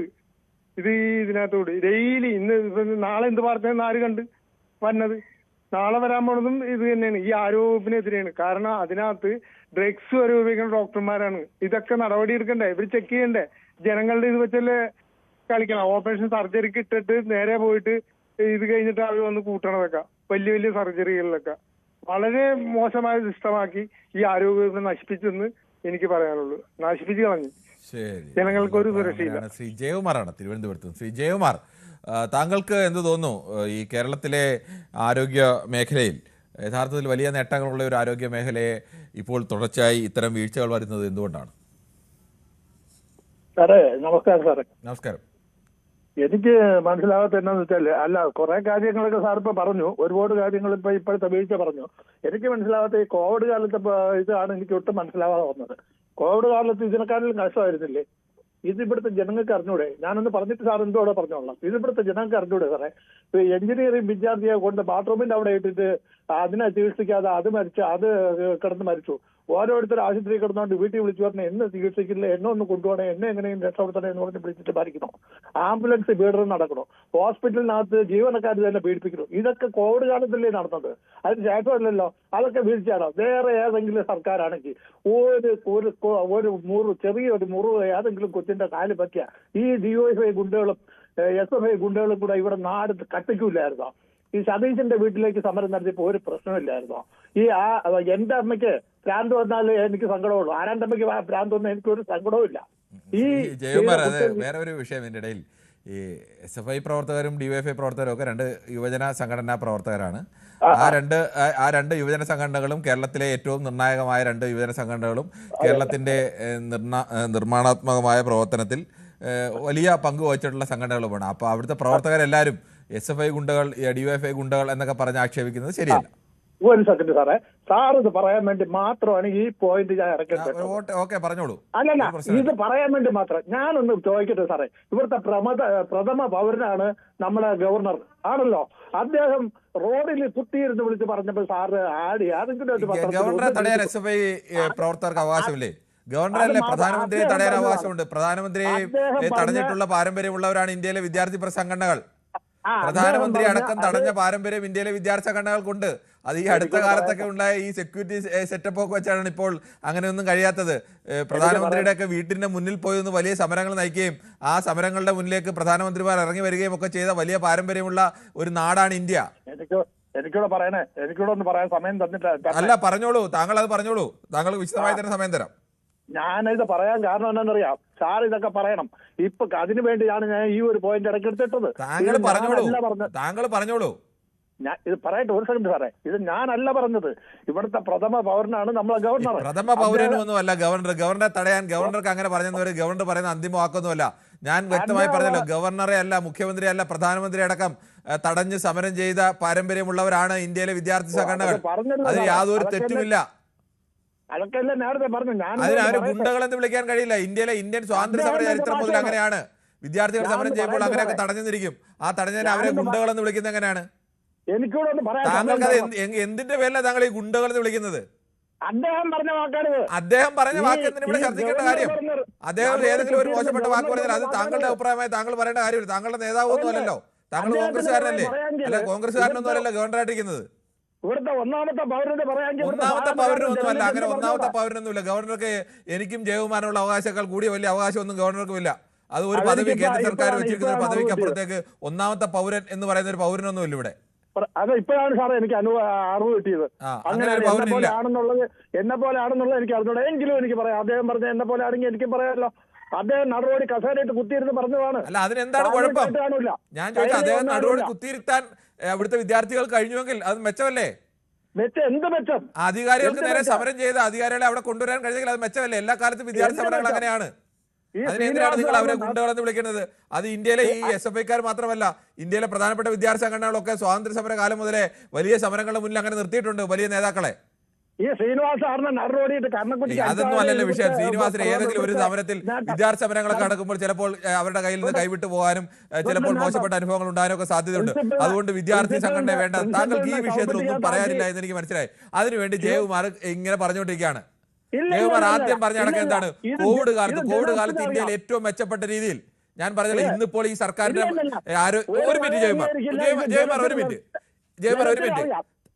ഒരു മിനിറ്റ് കേൾക്കൂ. ഇന്നിപ്പോൾ ഈ ആരോഗ്യ മേഖലയിൽ സർക്കാരിന്റെ വീഴ്ചയാണ് ഞങ്ങൾ ചർച്ച ചെയ്യുന്നത്. ഇതേ ആ വീഴ്ചയിൽ നിന്ന് ചർച്ച ചെയ്യുന്ന വേദിയിൽ നിന്നുകൊണ്ട് തന്നെയാണ് ഞങ്ങൾ തുടക്കം മുതൽ പറയുന്നത്, ഒന്നാം പിണറായി സർക്കാരിന്റെ കാലത്ത് ആരോഗ്യ മേഖലയിൽ കേരളത്തിന്റെ ഇന്ത്യയിലെ തന്നെ മെച്ചപ്പെട്ട ആരോഗ്യ സംവിധാനം ഉള്ള സംസ്ഥാനമായിരുന്നു. കോവിഡ് വന്നപ്പോൾ ഇന്ത്യയിൽ ഏറ്റവും മെച്ചപ്പെട്ട രീതിയിൽ അവിടുത്തെ ജനങ്ങളെ പരിപാലിച്ച ഒരു സംസ്ഥാനം കേരളമാണ്. അതിന് സംശയമില്ല. താങ്കൾ ചുമ്മാ ഓരോരോ കഥ പറയാതെ ഈ ചരിത്ര കാര്യങ്ങൾ പഠിക്കും. ശരി ജയകുമാർ, താങ്കളോട് തർക്കിച്ചുകൊണ്ട് വരെ കാര്യമുണ്ടെന്ന് എനിക്ക് തോന്നുന്നില്ല. ശരി, ഓക്കെ. ശരി, താങ്കളുടെ കോൺഗ്രസിന്റെ നേതാവ് കോൺഗ്രസ്സുകാരനായിരുന്നു പറയുകയും ചെയ്യും. താങ്കൾ BJP-കാരനായി വെക്കുന്ന ഗവർണറുടെ വാക്കുകളാണ് താങ്കളുടെ. പിന്നെ എങ്ങനെയാണ് പറയുന്നത്? ശരി, ഓക്കെ. ശ്രീ സലീമാണ്, മലപ്പുറത്ത് നിന്നാണ്. ശ്രീ സലീം, താങ്കൾ എങ്ങനെയാണ് കാണുന്നത് കേരളത്തിന്റെ മെച്ചപ്പെട്ട ഒരു ആരോഗ്യ മേഖലയിൽ കഴിഞ്ഞ കുറച്ചു കാലമായി വരുന്ന വാർത്തകളൊക്കെയും വീഴ്ചകളുടെ വാർത്തകളാണ്? അന്വേഷണം നിരന്തരം പ്രഖ്യാപിക്കുന്നുണ്ട്, പക്ഷേ വീഴ്ചകൾ ആവർത്തിക്കുന്നുമുണ്ട്. നമസ്കാരം മനു. ഞാൻ 2-3 ഉദാഹരണങ്ങൾ പറയാം. ഒരു 3 വർഷം മുമ്പ് എന്റെ വൈഫിന്റെ മൂത്താപ്പാന്റെ മരുമകൾ, ഞാൻ കൃത്യമായിട്ട് പറയാണ്, അവരുടെ വലത്തെ കാലിന് പകരം ഇടത്തെ കാലിന്റെ കാൽമുട്ട് ഓപ്പറേഷൻ ചെയ്തു. വലത്തെ കാലായിരുന്നു ചെയ്യേണ്ടത്. ഓപ്പറേഷൻ ചെയ്ത് റൂമിലേക്ക് കൊണ്ടുവന്നപ്പോഴാണ് അത് മനസ്സിലായത് ഇത് മാറിപ്പോയെന്ന്. അത് ഇവിടെ മലപ്പുറത്ത് നിന്ന്. അത് കൃത്യമായിട്ട് അത് കൃത്യമായിട്ട് ഞാൻ ഇപ്പൊ പറയുന്നില്ല. അതിന്റെ ഒന്ന് ഡീറ്റെയിൽസ് എടുത്തിട്ട് ഞാൻ പറയാം. എനിക്ക് അത് കംപ്ലൈന്റ് കൊടുത്തിട്ടില്ല, അവർ ഇഷ്യൂ ആക്കിയിട്ടില്ല. കാരണം അവരുടെ ഒരു ബന്ധുവായിരുന്നു, ഏറ്റവും അടുത്ത ബന്ധുവായിരുന്നു ഡോക്ടർ. ചെയ്ത ഡോക്ടർ അവരുടെ ഒരു ബന്ധുവായിരുന്നു. ഇല്ല, അതുകൊണ്ട് ആരും റിപ്പോർട്ട് ചെയ്തില്ല. ഒന്നത്. രണ്ടാമത്തെ, ഇന്നത്തെ സംഭവം, ഇന്ന് ഇപ്പൊ എന്റെ വൈഫിന്റെ ഉമ്മ കോഴിക്കോട് ഒരു പ്രധാന ആശുപത്രിയിൽ അഡ്മിറ്റാണ്. 40 ദിവസമായി അഡ്മിറ്റായിട്ട് 30 ലക്ഷത്തോളം രൂപ ഇപ്പൊ ആൾറെഡി അവിടെ പേ ചെയ്തു. അവർക്ക് ന്യൂമോണിയ ആയിട്ടാണ് അവർ അഡ്മിറ്റ് ചെയ്തത്. ഇന്നോ നാളെ എന്നുള്ള കണ്ടീഷനിൽ അവർ മക്കളൊക്കെ 2 മക്കൾ ഗൾഫിലുണ്ടായിരുന്നു, അവരൊക്കെ വന്നുകൊണ്ടിരിക്കുകയാണ്. 30 ലക്ഷം സ്വകാര്യ ആശുപത്രിയാണ് കോഴിക്കോട്. ആശുപത്രിയുടെ പേരൊന്നും ഞാൻ പറയാൻ ഉദ്ദേശിക്കുന്നില്ല. ആശുപത്രിയുടെ പേര് പറയുന്നതിന് മടിക്കുന്നത് സ്വകാര്യ ആശുപത്രിയാണെങ്കിൽ കേരളത്തിലെ ഒരു പൊതു രീതി കേരളത്തിലെ അല്ല, അതുകൂടി ഒന്ന് പറഞ്ഞോട്ടെ. 100% തെളിവുകൾ തരാം. സലീം, ഇത് കേരളത്തിന്റെ ഒരു പൊതു രീതി ഇങ്ങനെയാണ്. സർക്കാർ ആശുപത്രികൾ നേരാണ്. ആ സർക്കാർ ആശുപത്രികളാണ് കേരളത്തിലെ ഏറ്റവും പാവപ്പെട്ട ജനങ്ങളെ, സമൂഹത്തിൽ ഏറ്റവും വരുമാനം കുറഞ്ഞ ആളുകൾ ആശ്രയിക്കുന്ന സർക്കാർ ആശുപത്രിയാണ്. സാധാരണ ഒരു പനിക്ക് പോലും ഒരു സാധാ ക്ലിനിക്കിൽ പോയാൽ തന്നെ മിനിമം 500 രൂപയെ കുറഞ്ഞ ഒരു ക്ലിനിക്കിലും പോയി മരുന്ന് കിട്ടാത്ത അവസ്ഥയുണ്ട്. ഒരു ദിവസം 500 രൂപ കൊടുത്ത് മക്കൾക്കാർക്കെങ്കിലും പനി വന്നാൽ കൊണ്ട് ചികിത്സിക്കാൻ ഏറ്റവും സാധാരണക്കാരായ മനുഷ്യർക്ക് കഴിയില്ല. അവരെല്ലാവരും ആശ്രയിക്കുന്നത് സർക്കാർ ആശുപത്രി. സർക്കാർ ആശുപത്രി വീഴ്ച വന്നാൽ നമ്മൾ ഈ ചർച്ച ചെയ്ത പോലെ ചർച്ച ചെയ്യും, പറയും. സ്വകാര്യ ആശുപത്രി ആണെങ്കിൽ സ്വകാര്യ ആശുപത്രിക്ക് പേരില്ല. അത് സ്വകാര്യ ആശുപത്രിയുടെ പേര് പറഞ്ഞൂടെ? സ്വകാര്യ ആശുപത്രിയുടെ പേര് പറഞ്ഞു തന്നെ പറയണം. അവർ കാണിക്കുന്ന വൃത്തികേടാണെങ്കിൽ ആ വൃത്തികേടിന്റെ പേര് പറഞ്ഞു തന്നെ പറയണം. അത് ഞാൻ പേഴ്സണലായിട്ട് വിളിക്കുകയാണെങ്കിൽ ഞാൻ പറഞ്ഞു ഏത് ആശുപത്രി കൃത്യമായിട്ട് ഞാൻ ഡോക്ടർ പേരടക്കം വേണമെങ്കിൽ പറഞ്ഞുതരാം. ഓപ്പറേഷൻ കാല് മാറിപ്പോയത് ചെയ്തതും. അല്ല സലീമ, അത് ഇതൊക്കെ പരസ്യമായി പറയുകയാണ് വേണ്ടത്. അല്ല, അത് അവര് കേസാക്കാൻ ഉദ്ദേശിക്കാത്തതാണ്. ആ ടീം കേസാക്കാൻ അങ്ങനെയാണെങ്കിൽ പിന്നെ നമ്മളത് പറഞ്ഞുകൊണ്ട് കാര്യമില്ല. അവർക്കും പരാതിയില്ല, ഇവർക്കും പരാതിയില്ലാത്ത കാര്യത്തിൽ നമ്മളിങ്ങനെ പൊതുമധ്യത്തിൽ പറഞ്ഞുകൊണ്ടാണ് കാര്യം. എന്റെ അനുഭവമാണ് ഞാൻ പറഞ്ഞത്. ഞാൻ നേരിട്ട് കണ്ടിട്ടുള്ള അനുഭവമാണ് ഞാൻ പറഞ്ഞത്. അത് ഞാൻ സത്യസന്ധമായിട്ട് പങ്കുവെച്ചു മാത്രം. അതുപോലെ കോഴിക്കോട് മെഡിക്കൽ കോളേജ് ഇന്ന് ആശുപത്രിയിലുള്ള ആളെ കുറിച്ച് ഞാൻ പറഞ്ഞത്. ഇന്ന് അവിടെയാണ് 30 ലക്ഷത്തോളം രൂപ ചെലവാക്കി യാതൊരു ബെനിഫിറ്റും ഉണ്ടായില്ല. 30 ലക്ഷം രൂപ അല്ല, മെഡിക്കൽ കോളേജ് അല്ല, കോഴിക്കോട് ഒരു സ്വകാര്യ ഹോസ്പിറ്റലിൽ വളരെ ഫേമസ് ആയിട്ടുള്ള. അല്ല, അതാ ഞാൻ പറഞ്ഞത്.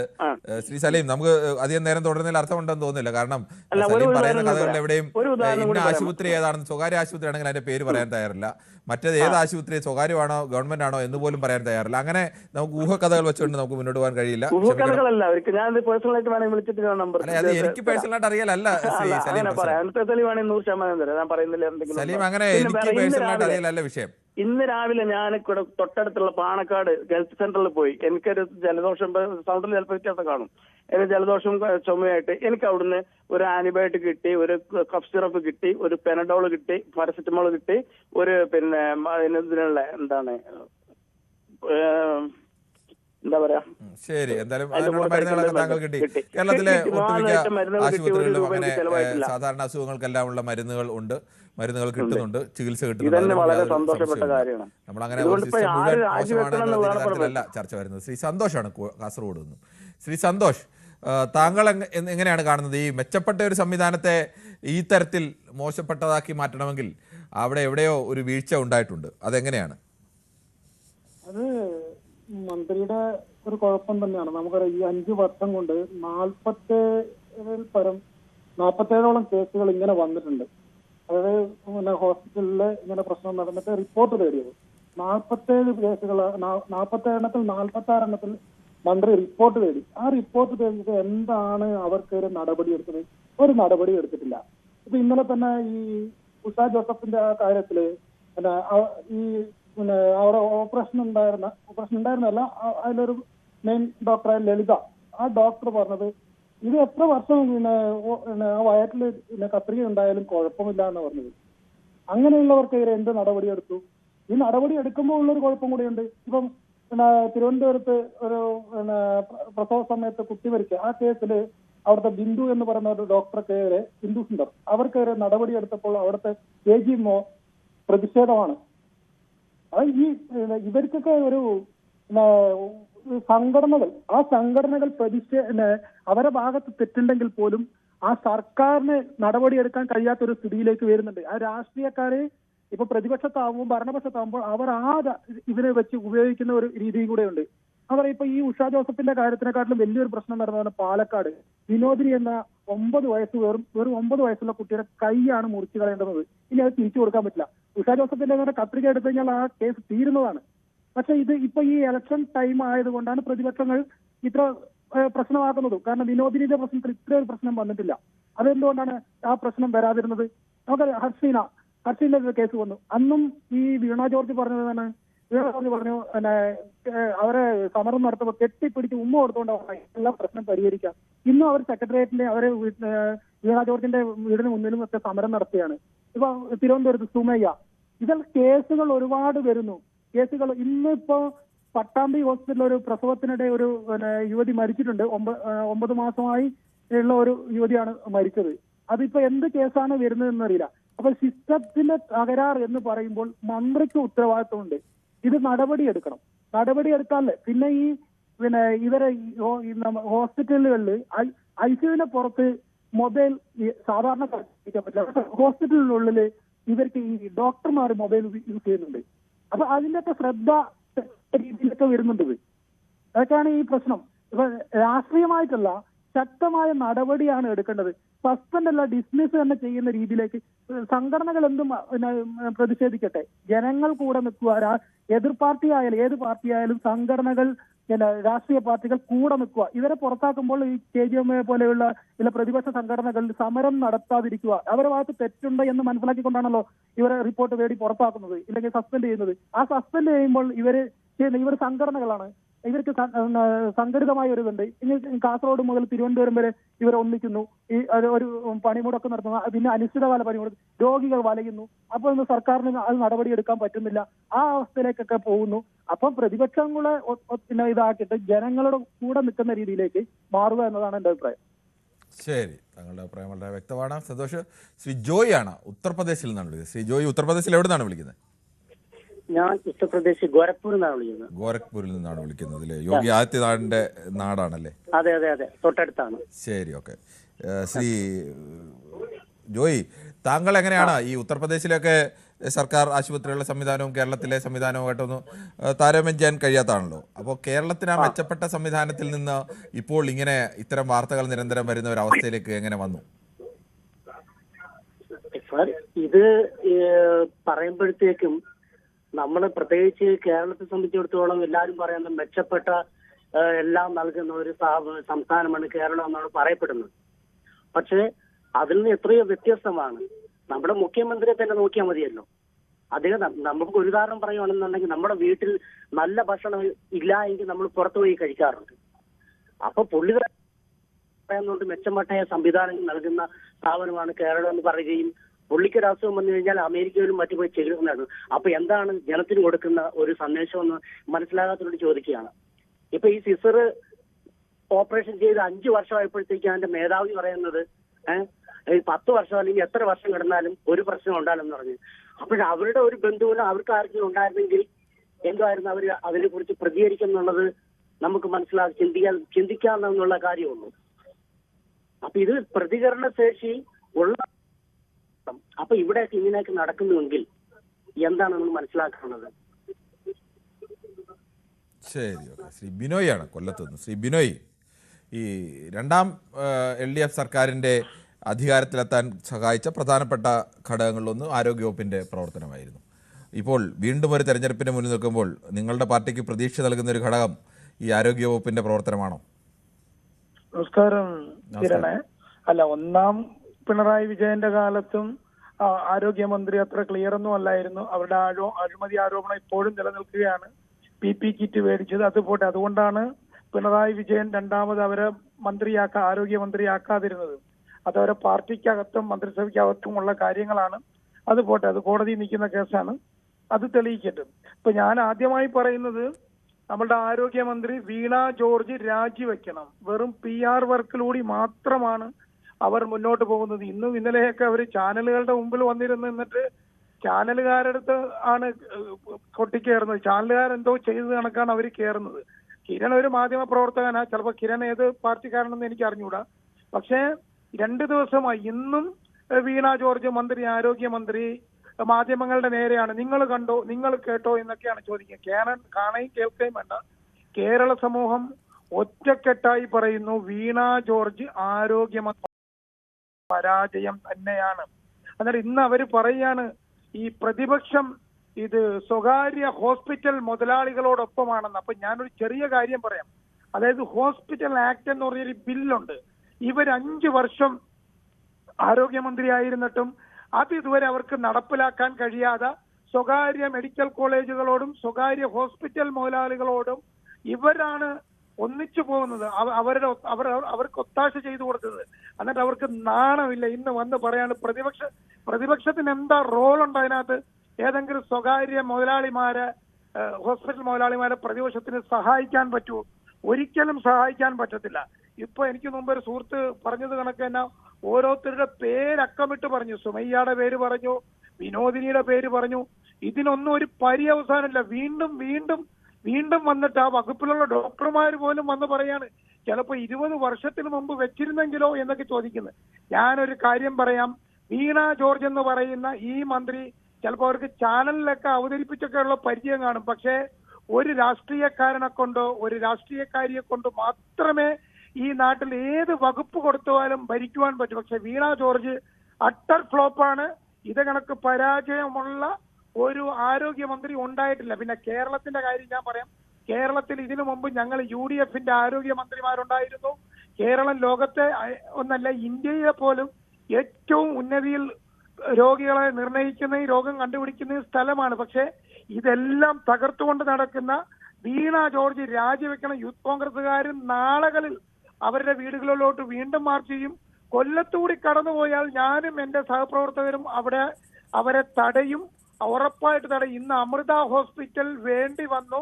ആ ഉഷ എന്ന് പറഞ്ഞ സഹോദരിയുടെ വയറ്റിൽ 5 വർഷമായി വെച്ചിരുന്ന കത്രിക എടുക്കാണ്. അതുകൊണ്ട് തന്നെയാണ് പറയുന്നത്, രാജിവെച്ചവർ പുറത്തു പോകും. അവർ ഇന്നും വന്ന് നിന്ന് നിങ്ങളെ കണക്കുള്ള മാധ്യമം വളരെ മോശമാണ്. വളരെ മോശമാണ്. സപ്പോർട്ട് ചെയ്യാൻ പാടില്ല. ശ്രീ പീതാംബരനാണ് പള്ളുരുത്തിയിൽ നിന്ന്. ശ്രീ പീതാംബരൻ, താങ്കൾ എങ്ങനെയാണ് കാണുന്നത്? സാധാരണഗതിയിൽ ഏറ്റവും കൂടുതൽ ജനങ്ങളുമായി ബന്ധപ്പെടുന്ന ഒരു വകുപ്പാണ് ആരോഗ്യവകുപ്പ്. ആരോഗ്യവകുപ്പിന്റെ പ്രവർത്തനത്തിലെ ചെറിയ വീഴ്ചകൾ പോലും വലിയ വീഴ്ചകളായി ചിത്രീകരിക്കപ്പെടും. പക്ഷേ അങ്ങനെ വീഴ്ചകൾ ചിത്രീകരിക്കപ്പെടുമെന്ന് തിരിച്ചറിഞ്ഞുകൊണ്ട് മുൻകരുതലെടുത്ത് അത് പരിഹരിക്കുന്നതിന് പകരം വീണ്ടും വീണ്ടും വീഴ്ചകൾ വന്നുകൊണ്ടേയിരിക്കുന്നു. അവിടെ എല്ലാം അന്വേഷണം വരുന്നു, അതിനപ്പുറത്തേക്ക് പരിഹാരം ഉണ്ടാവുന്നില്ല. എന്താണ് ഇത് സംഭവിക്കുന്നത്? അത് സംഭവിക്കണമെന്ന് പറഞ്ഞാലേ, എന്റെ അഭിപ്രായം പറഞ്ഞാൽ നമ്മള് ആശുപത്രിയിൽ പോകുന്നത് സാധാരണക്കാരായിട്ടുള്ള ജനങ്ങളാണ്. അതായത് ദാരിദ്ര്യരേഖയ്ക്ക് താഴെയുള്ളവരും അതിനുമുള്ളവരും പ്രശ്നന്മാരായിട്ടും പോകാറില്ല. കാരണം എല്ലാം പ്രൈവറ്റിലേക്കാണ് പോകുന്നത്. കാരണം അവിടെ ചെന്നാൽ ഒരുപാട് സൗകര്യങ്ങളുണ്ടെന്നാണ് പറയുന്നത്. പക്ഷെ അവിടെ ചെല്ലുമ്പോഴേ അത് അനുഭവിക്കുകയുള്ളൂ. ഞാനത് അനുഭവിച്ചിട്ടൊരാളാണ്. അപ്പോ ലക്ഷക്കണക്കിന് ആളുകൾ വന്ന് ചികിത്സ തേടി പോകുന്നുണ്ട്, സുഖം പ്രാപിക്കുന്നുണ്ട്. ഒരു ഒറ്റപ്പെട്ട സംഭവം ഉണ്ടായാൽ അതിന് പരിഹാരം കാണേണ്ടത് അത്യാവശ്യമാണ്. എന്നാലും ഡോക്ടർമാരെ അവര് ചെയ്യുന്നില്ല എന്ന് പറഞ്ഞാൽ ആശുപത്രി പോകുന്ന ആളുകൾക്കറിയാം അവിടെ നടക്കുന്നത് എന്താണെന്ന്. ആ ഡോക്ടർമാരുടെ പാടി ചില സമയത്ത് എന്തോരം ജനമാണ്. അവരത് കഴിഞ്ഞിട്ടേ അവർ പോകാറുള്ളൂ. ഞാൻ ഈ കഴിഞ്ഞ ദിവസം കൂടി അനുഭവിച്ചതാണ്. അപ്പോ ഞാൻ പറയുന്നത് അത് രാഷ്ട്രീയമായിട്ട് ചിത്രീകരിച്ചുകൊണ്ട് ഒരു ഭരണമാറ്റത്തിനോ അതിനുവേണ്ടി എല്ലാം രാജിവെക്കണമെന്ന് പറയുന്നത് ശരിയല്ല. ഇപ്പൊ അവർ ഏതോ ആയിക്കോട്ടെ, വീണ ജോർജ് ഞാൻ ന്യായീകരിക്കുന്നതല്ല. പക്ഷെ ഭരിക്കുന്ന സർക്കാർ ഈ വകുപ്പിനോട് ഒരു താല്പര്യമുള്ളതുകൊണ്ട് ഇപ്പൊ എന്തെല്ലാം സൗകര്യങ്ങളാണ് ഹോസ്പിറ്റലിൽ ഉണ്ടാക്കി വെച്ചേക്കുന്നത്. പഴയ കാലമാണോ? അതുകൊണ്ടാണ് ഞാൻ പറയുന്നത്. പക്ഷേ സാധാരണക്കാരായിട്ടുള്ള ആളുകൾ മുഴുവൻ ആശ്രയിക്കുന്നത് പീതാംബരൻ, താങ്കൾ പറഞ്ഞത് അത് വലിയൊരർത്ഥത്തിൽ ശരി തന്നെയാണ്, യാതൊരു സംശയമില്ല. സാധാരണക്കാരായ ആളുകൾക്ക് ആശുപത്രിയിൽ ചെന്നാൽ ചികിത്സ കിട്ടും, അവിടെ മരുന്ന് കിട്ടും. അങ്ങനെയുള്ള സംവിധാനങ്ങളുടെ മുൻകാലങ്ങളെക്കാൾ മെച്ചപ്പെട്ട രീതിയിലേക്ക് കേരളത്തിലെ ആരോഗ്യവകുപ്പ് മാറിയിട്ടുണ്ട്. പക്ഷെ അപ്പോഴും ഇതിന്റെ പ്രശ്നം അത് കിട്ടുന്നില്ല എന്നോ അല്ലെങ്കിൽ കേരളത്തിലെ ആരോഗ്യവകുപ്പ് ആകെ മോശമാണെന്നോ ഒന്നുമല്ല. പക്ഷേ ഇതിന്റെ ഈ സിസ്റ്റത്തിൽ മന്ത്രി തന്നെ പറയുന്ന പോലെ സിസ്റ്റത്തിൽ ഉണ്ടാകുന്ന എററുകൾ, ആ എറർ നിരന്തരം ഉണ്ടായിക്കൊണ്ടിരിക്കുന്നു. അപ്പോൾ അതിന് പരിഹാരം ഉണ്ടാക്കാൻ കഴിയുന്നില്ല എന്നിടത്താണ് വീഴ്ച. അല്ല, അത് പരിഹാരം ഉണ്ടാക്കാൻ ശ്രമിച്ചുകൊണ്ടിരിക്കുന്നു എന്നല്ലേ നമ്മള് നിരന്തരം അന്വേഷണങ്ങളൊക്കെ പ്രഖ്യാപിക്കുന്നുണ്ട്. പക്ഷേ വീഴ്ചകൾ ഉണ്ടാവുന്നു, അവിടെയാണ് പ്രശ്നം. അതെ അതെ അതെ ഇതിനു മുമ്പും ആശുപത്രികളിൽ ചികിത്സയുണ്ട്, ആളുകൾ മരിച്ചിട്ടുണ്ട്, ആളുകൾക്ക് പിഴ പറ്റിയിട്ടുണ്ട്. അതെല്ലാം ഈ ജാതി അപ്പൊ തന്നെ രാജിവെച്ച് പോകാനാണെങ്കിൽ ഡോക്ടർമാരും ഉണ്ടായാല. കാരണം പ്രൈവറ്റിൽ ചെന്ന് നോക്കൂ, എന്തൊരു ആളുകളാണ് മരിച്ചുകൊണ്ടു നമ്മൾ കാണുന്നതല്ലേ. വ്യക്തമാണ് ശ്രീ പീതാംബരൻ. എന്തായാലും നമുക്ക് ഈ വിഷയത്തിൽ ചർച്ച തുടരേണ്ടതുണ്ട്. പൊതുവേദിയിൽ പ്രേക്ഷകർക്കും പ്രതികരിക്കാം. കേരളത്തിന്റെ ആരോഗ്യ മേഖലയിൽ നിന്ന് വരുന്ന നിരന്തരമായ വീഴ്ചകളുടെ വാർത്തകളെക്കുറിച്ചാണ് നമ്മളുടെ ചർച്ച നടക്കുന്നത്. നമുക്ക് അടുത്ത പ്രേക്ഷകരിലേക്ക് പോയാൽ ശ്രീ റഷീദാണ് കൊയിലാണ്ടിയിൽ നിന്നും. ശ്രീ റഷീദ്, ഈ കേരളത്തിന്റെ ആരോഗ്യ മേഖല എല്ലാ കാലത്തും അഭിമാനമുള്ള ഒരു ആരോഗ്യ മേഖലയായിരുന്നു. ഇപ്പോഴും നല്ല രീതിയിലൊക്കെ പ്രവർത്തിക്കുന്നുണ്ട്. പക്ഷേ അതിൽ ചില വീഴ്ചകൾ ഇങ്ങനെ തുടർച്ചയായി വന്നുകൊണ്ടിരിക്കുന്നു. എവിടെയാണ് അവിടെ പിഴവ് വന്നത്? കേരളത്തിന്റെ ആരോഗ്യ മേഖല അതീവ ദയനീയമായ ഒരു സ്ഥിതിവിശേഷത്തിലൂടെയാണ് കടന്നുപോയിക്കൊണ്ടിരിക്കുന്നത്. അതുകൊണ്ടായിരിക്കാം നമ്മുടെ പ്രതിപക്ഷ നേതാവ് ആരോഗ്യ മേഖല വെന്റിലേറ്ററിലാണ് എന്ന രീതിയിൽ സംസാരിക്കുന്നത്. അതേപോലെ നമ്മുടെ കെ കരുണാകരന്റെ മകൻ കെ മുരളീധരനും നമ്മുടെ കേരളത്തിന്റെ ആരോഗ്യ മേഖല മോർച്ചറിയിലാണെന്ന് പറയുന്നു. ആരോഗ്യമന്ത്രി പറയുന്നു എല്ലാം സിസ്റ്റത്തിന്റെ തകരാറാണ്, സിസ്റ്റത്തിന്റെ തലയിൽ വെച്ച് ഒഴിഞ്ഞു മാറാൻ ശ്രമിക്കുന്നു. പക്ഷേ കേരള ഗവൺമെന്റ് പറയുന്നു ആരോഗ്യ മേഖലയിൽ നമ്പർ 1. ആ നമ്പർ 1 നമ്മളിപ്പോൾ കണ്ടുകൊണ്ടിരിക്കുന്നു. ഒരു സ്ത്രീയുടെ, ഉഷ എന്ന ആ ഒരു സ്ത്രീയുടെ ദയനീയ മുഖമാണ് കേരളത്തിന്റെ എല്ലാ ഇടങ്ങളിലെയും മനുഷ്യന്റെ മനസ്സിൽ ഇന്ന് നിറഞ്ഞു നിൽക്കുന്നത്. ഒരു ഡോക്ടറൊന്നും വേണ്ട, എക്സ്റേ പരിശോധിച്ചിട്ട് അതിൽ കത്രികയുണ്ടെന്ന് കണ്ടുപിടിക്കാം. വളരെ വ്യക്തമായി ആ എക്സ്റേ കാണുന്ന 5 വർഷമായി തീറ്റ് നിന്നുകൊണ്ട് ആ സ്ത്രീ കഴിഞ്ഞു കൂടുകയാണ്. അതേപോലെ അതിനു മുമ്പ് ഒരു സ്ത്രീ ഇപ്പോഴും കത്രിക കൊണ്ട് വെച്ച് നടക്കുകയാണ്. മറ്റൊരു സ്ത്രീ ഈ പഞ്ഞിന്റെയും മറ്റും അവശേഷങ്ങളൊക്കെ വയറ്റിൽ ഏറി നടക്കുകയായി. എന്താണ് ഇതിന്റെ ഇങ്ങനെയുള്ള ഒരു അവസ്ഥ? കുറച്ചു നാൾ മുമ്പേ നമ്മൾ കണ്ടതാണല്ലോ, ഒരു ഭാര്യയും ഭർത്താവും പ്രസവിക്കാൻ വേണ്ടി ആശുപത്രിയിൽ ചെല്ലുന്നു, പ്രസവിക്കുന്നു, കുഞ്ഞൻ അവരുടെ അശ്രദ്ധ കൊണ്ട് മരണപ്പെടുന്നു. അത് മാത്രമല്ല, ആ ഡോക്ടർ 2 തവണയായി 10,000 ധർമാശുപത്രിയിലെ ഒരു ഗവൺമെന്റ് ഹോസ്പിറ്റലിലെ ആ ഡോക്ടർ 2 തവണയായി 10,000 രൂപ. എവിടെയായി സിസ്റ്റത്തിന്റെ തകരാറ്? എവിടെയാണ് കിടക്കുന്നത്? അതിനു മുമ്പേ നമ്മൾ കണ്ടല്ലോ, ഒരു ഹോസ്പിറ്റലിൽ ഇടിഞ്ഞു വീഴാൻ പോകുന്നു, അത് ഉടനെ മാറ്റണം എന്ന് പറഞ്ഞിട്ട് മാറ്റാതെ അവിടെ ഒരു ബാത്റൂമിൽ പോയ സ്ത്രീ അതിന് അടിയിൽപ്പെട്ട് മരണപ്പെടുന്നു. എന്നിട്ട് പോലും വളരെ മണിക്കൂറുകൾ കഴിഞ്ഞിട്ടാണ് ഇങ്ങനെ ഒരു സ്ത്രീ അവിടെ പോകാൻ സാധ്യതയുള്ളെന്ന് അവർ കാണുന്നത്. എവിടെയാണ്, എങ്ങനെയാണ് ഈ സിസ്റ്റം ഈ രീതിയിൽ ആയിട്ടുള്ളത്? ആര് ചിറക്കൽ പറഞ്ഞത് നമ്മൾ കണ്ടതാണല്ലോ. പാവപ്പെട്ട രോഗികൾക്ക് ഡേറ്റ് കൊടുത്തിരിക്കുന്നു, ഓരോ ദിവസവും മാസങ്ങൾ ഡേറ്റ് കൊടുത്തിരിക്കുന്നു. അവർക്ക് ശസ്ത്രക്രിയ ചെയ്യാൻ ഉപകരണങ്ങളില്ല. ഇതെല്ലാം എന്തുകൊണ്ടുണ്ടായി? ഇതിനെക്കുറിച്ചൊക്കെ വേണ്ട വിധത്തിൽ അന്വേഷണം നടത്തുകയും പഠനം നടത്തുകയും ഇവരുമായി ആരോഗ്യ വിദഗ്ധരുമായി ചർച്ച ചെയ്യുകയും വേണ്ടുന്ന നടപടി സ്വീകരിക്കേണ്ട ഗവൺമെന്റ് സംവിധാനം എവിടെ പോയി? എവിടെയാണ് സിസ്റ്റത്തിന്റെ തകരാറ്? എവിടെയാണ് സിസ്റ്റത്തിന്? ഹോസ്പിറ്റലിൽ മരുന്ന് വിതരണം ചെയ്ത കമ്പനി പറയുന്നു, ഞങ്ങൾക്ക് പൈസ തരുന്നില്ല, ഞങ്ങൾക്ക് പൈസ തരാതെ നമുക്ക് മരുന്ന് തരാൻ കഴിയില്ല, നമ്മൾ കൊടുത്ത മരുന്ന് ഞങ്ങൾ തിരിച്ചെടുക്കാൻ പോകുന്നു. എന്താണ് ഈ സിസ്റ്റം? എവിടെയാണ് കിടക്കുന്നത്? അതുകൊണ്ട് സിസ്റ്റത്തിന് പരിപൂർണമായ ഒരു മാറ്റം ഉണ്ടാവണം. ആ മാറ്റത്തിന് വേണ്ടിയാണ് കേരള ജനത ആഗ്രഹിക്കുന്നത്. കേരള ജനത അങ്ങനെ ഒരു മാറ്റത്തിന് വേണ്ടി ആഗ്രഹിച്ച് കാത്തിരിക്കുകയാണ്. അതിന് കൂടുതലൊന്നും സമയം വേണ്ടിവരില്ല. വിജയകുമാറാണ് പട്ടാമ്പിയിൽ നിന്ന്. ശ്രീ വിജയകുമാർ, താങ്കൾക്ക് എന്ത് തോന്നുന്നു? ഈ ആരോഗ്യവകുപ്പ് വെന്റിലേറ്ററിലാണ് എന്ന് പ്രതിപക്ഷത്തെ കൊണ്ട് പറയിപ്പിക്കേണ്ട, അല്ലെങ്കിൽ അങ്ങനെ ആരോപണം ഉന്നയിപ്പിക്കേണ്ട അവസ്ഥയിലേക്ക് എന്തുകൊണ്ടാണ് ഇതെത്തിയത്?